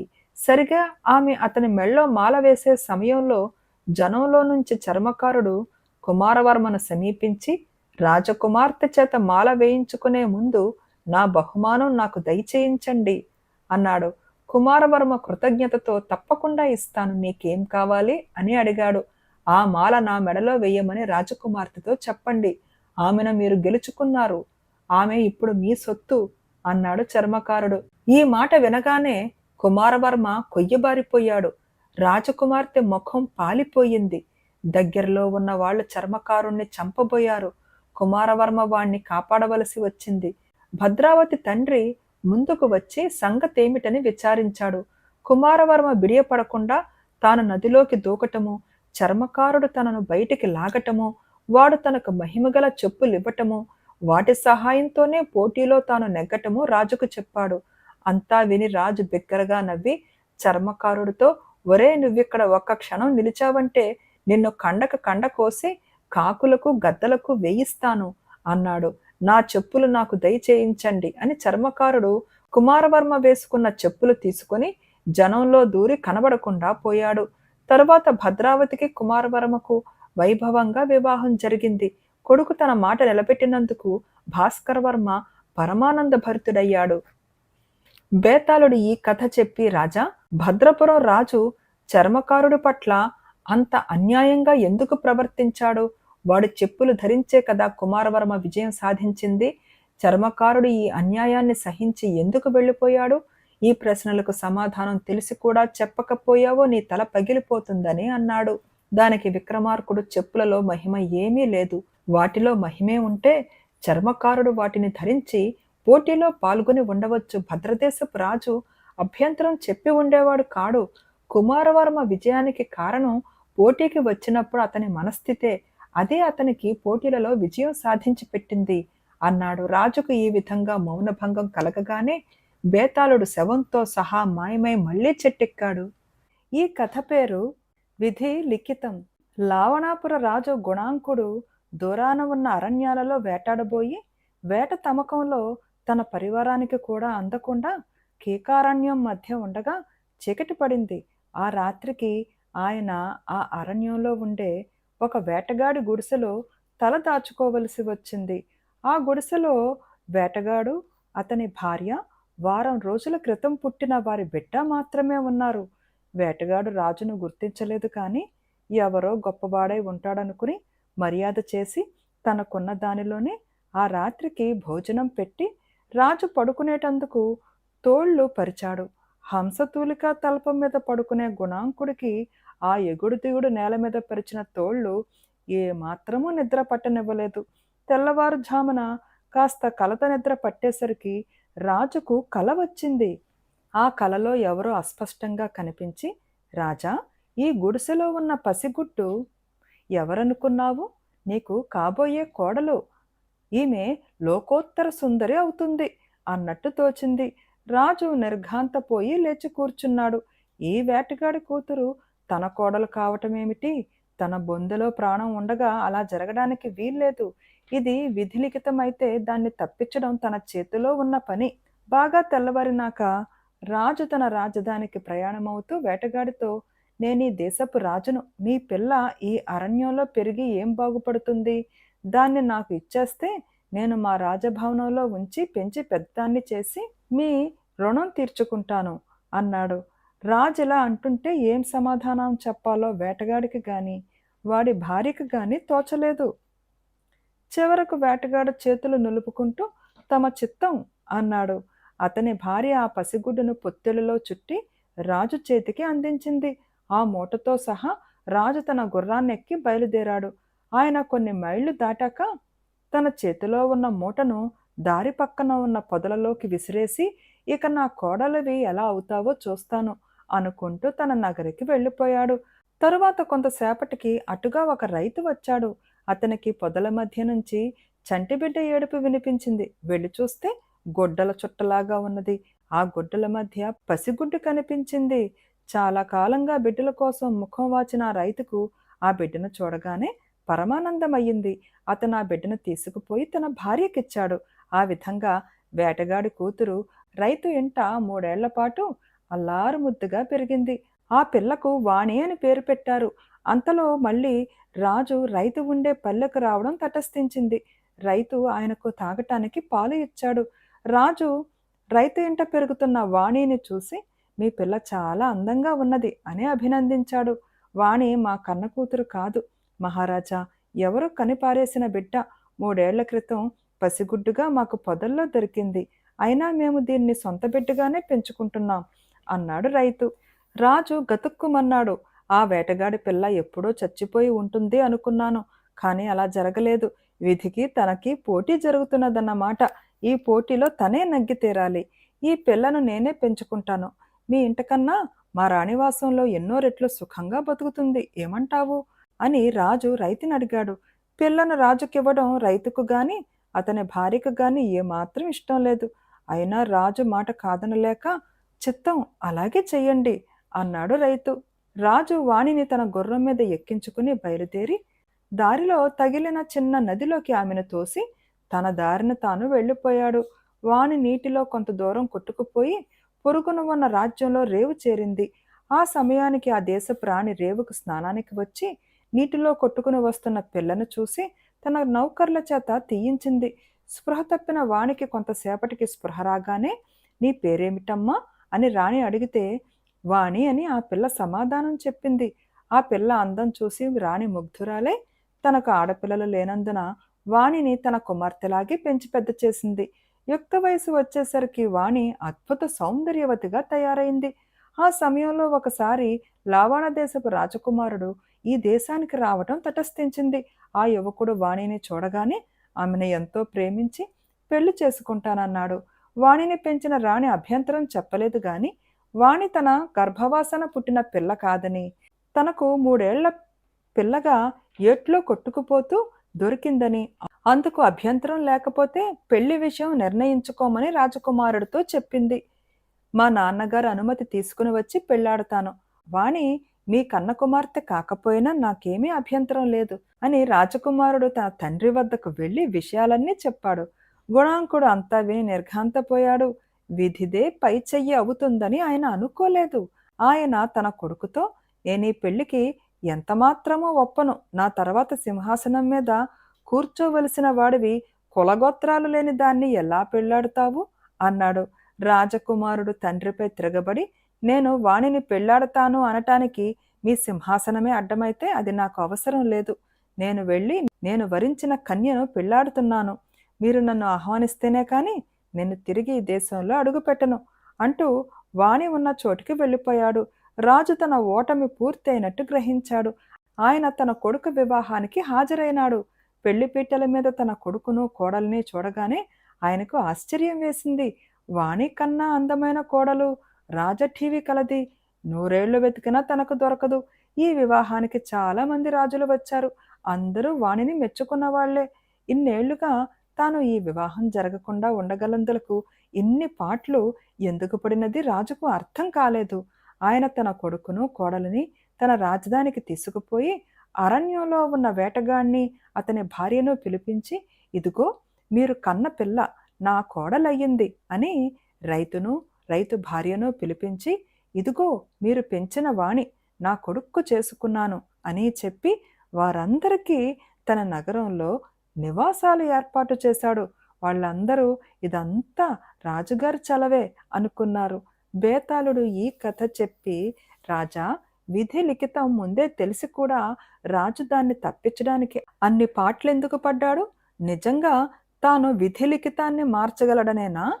అలాంటి వాడు చివరికి విధి లిఖితాన్ని ఎందుకు ఆమోదించాడు? ఈ సందేహానికి సమాధానం తెలిసి కూడా చెప్పకపోయావో నీ తల పగిలిపోతుందని అన్నాడు.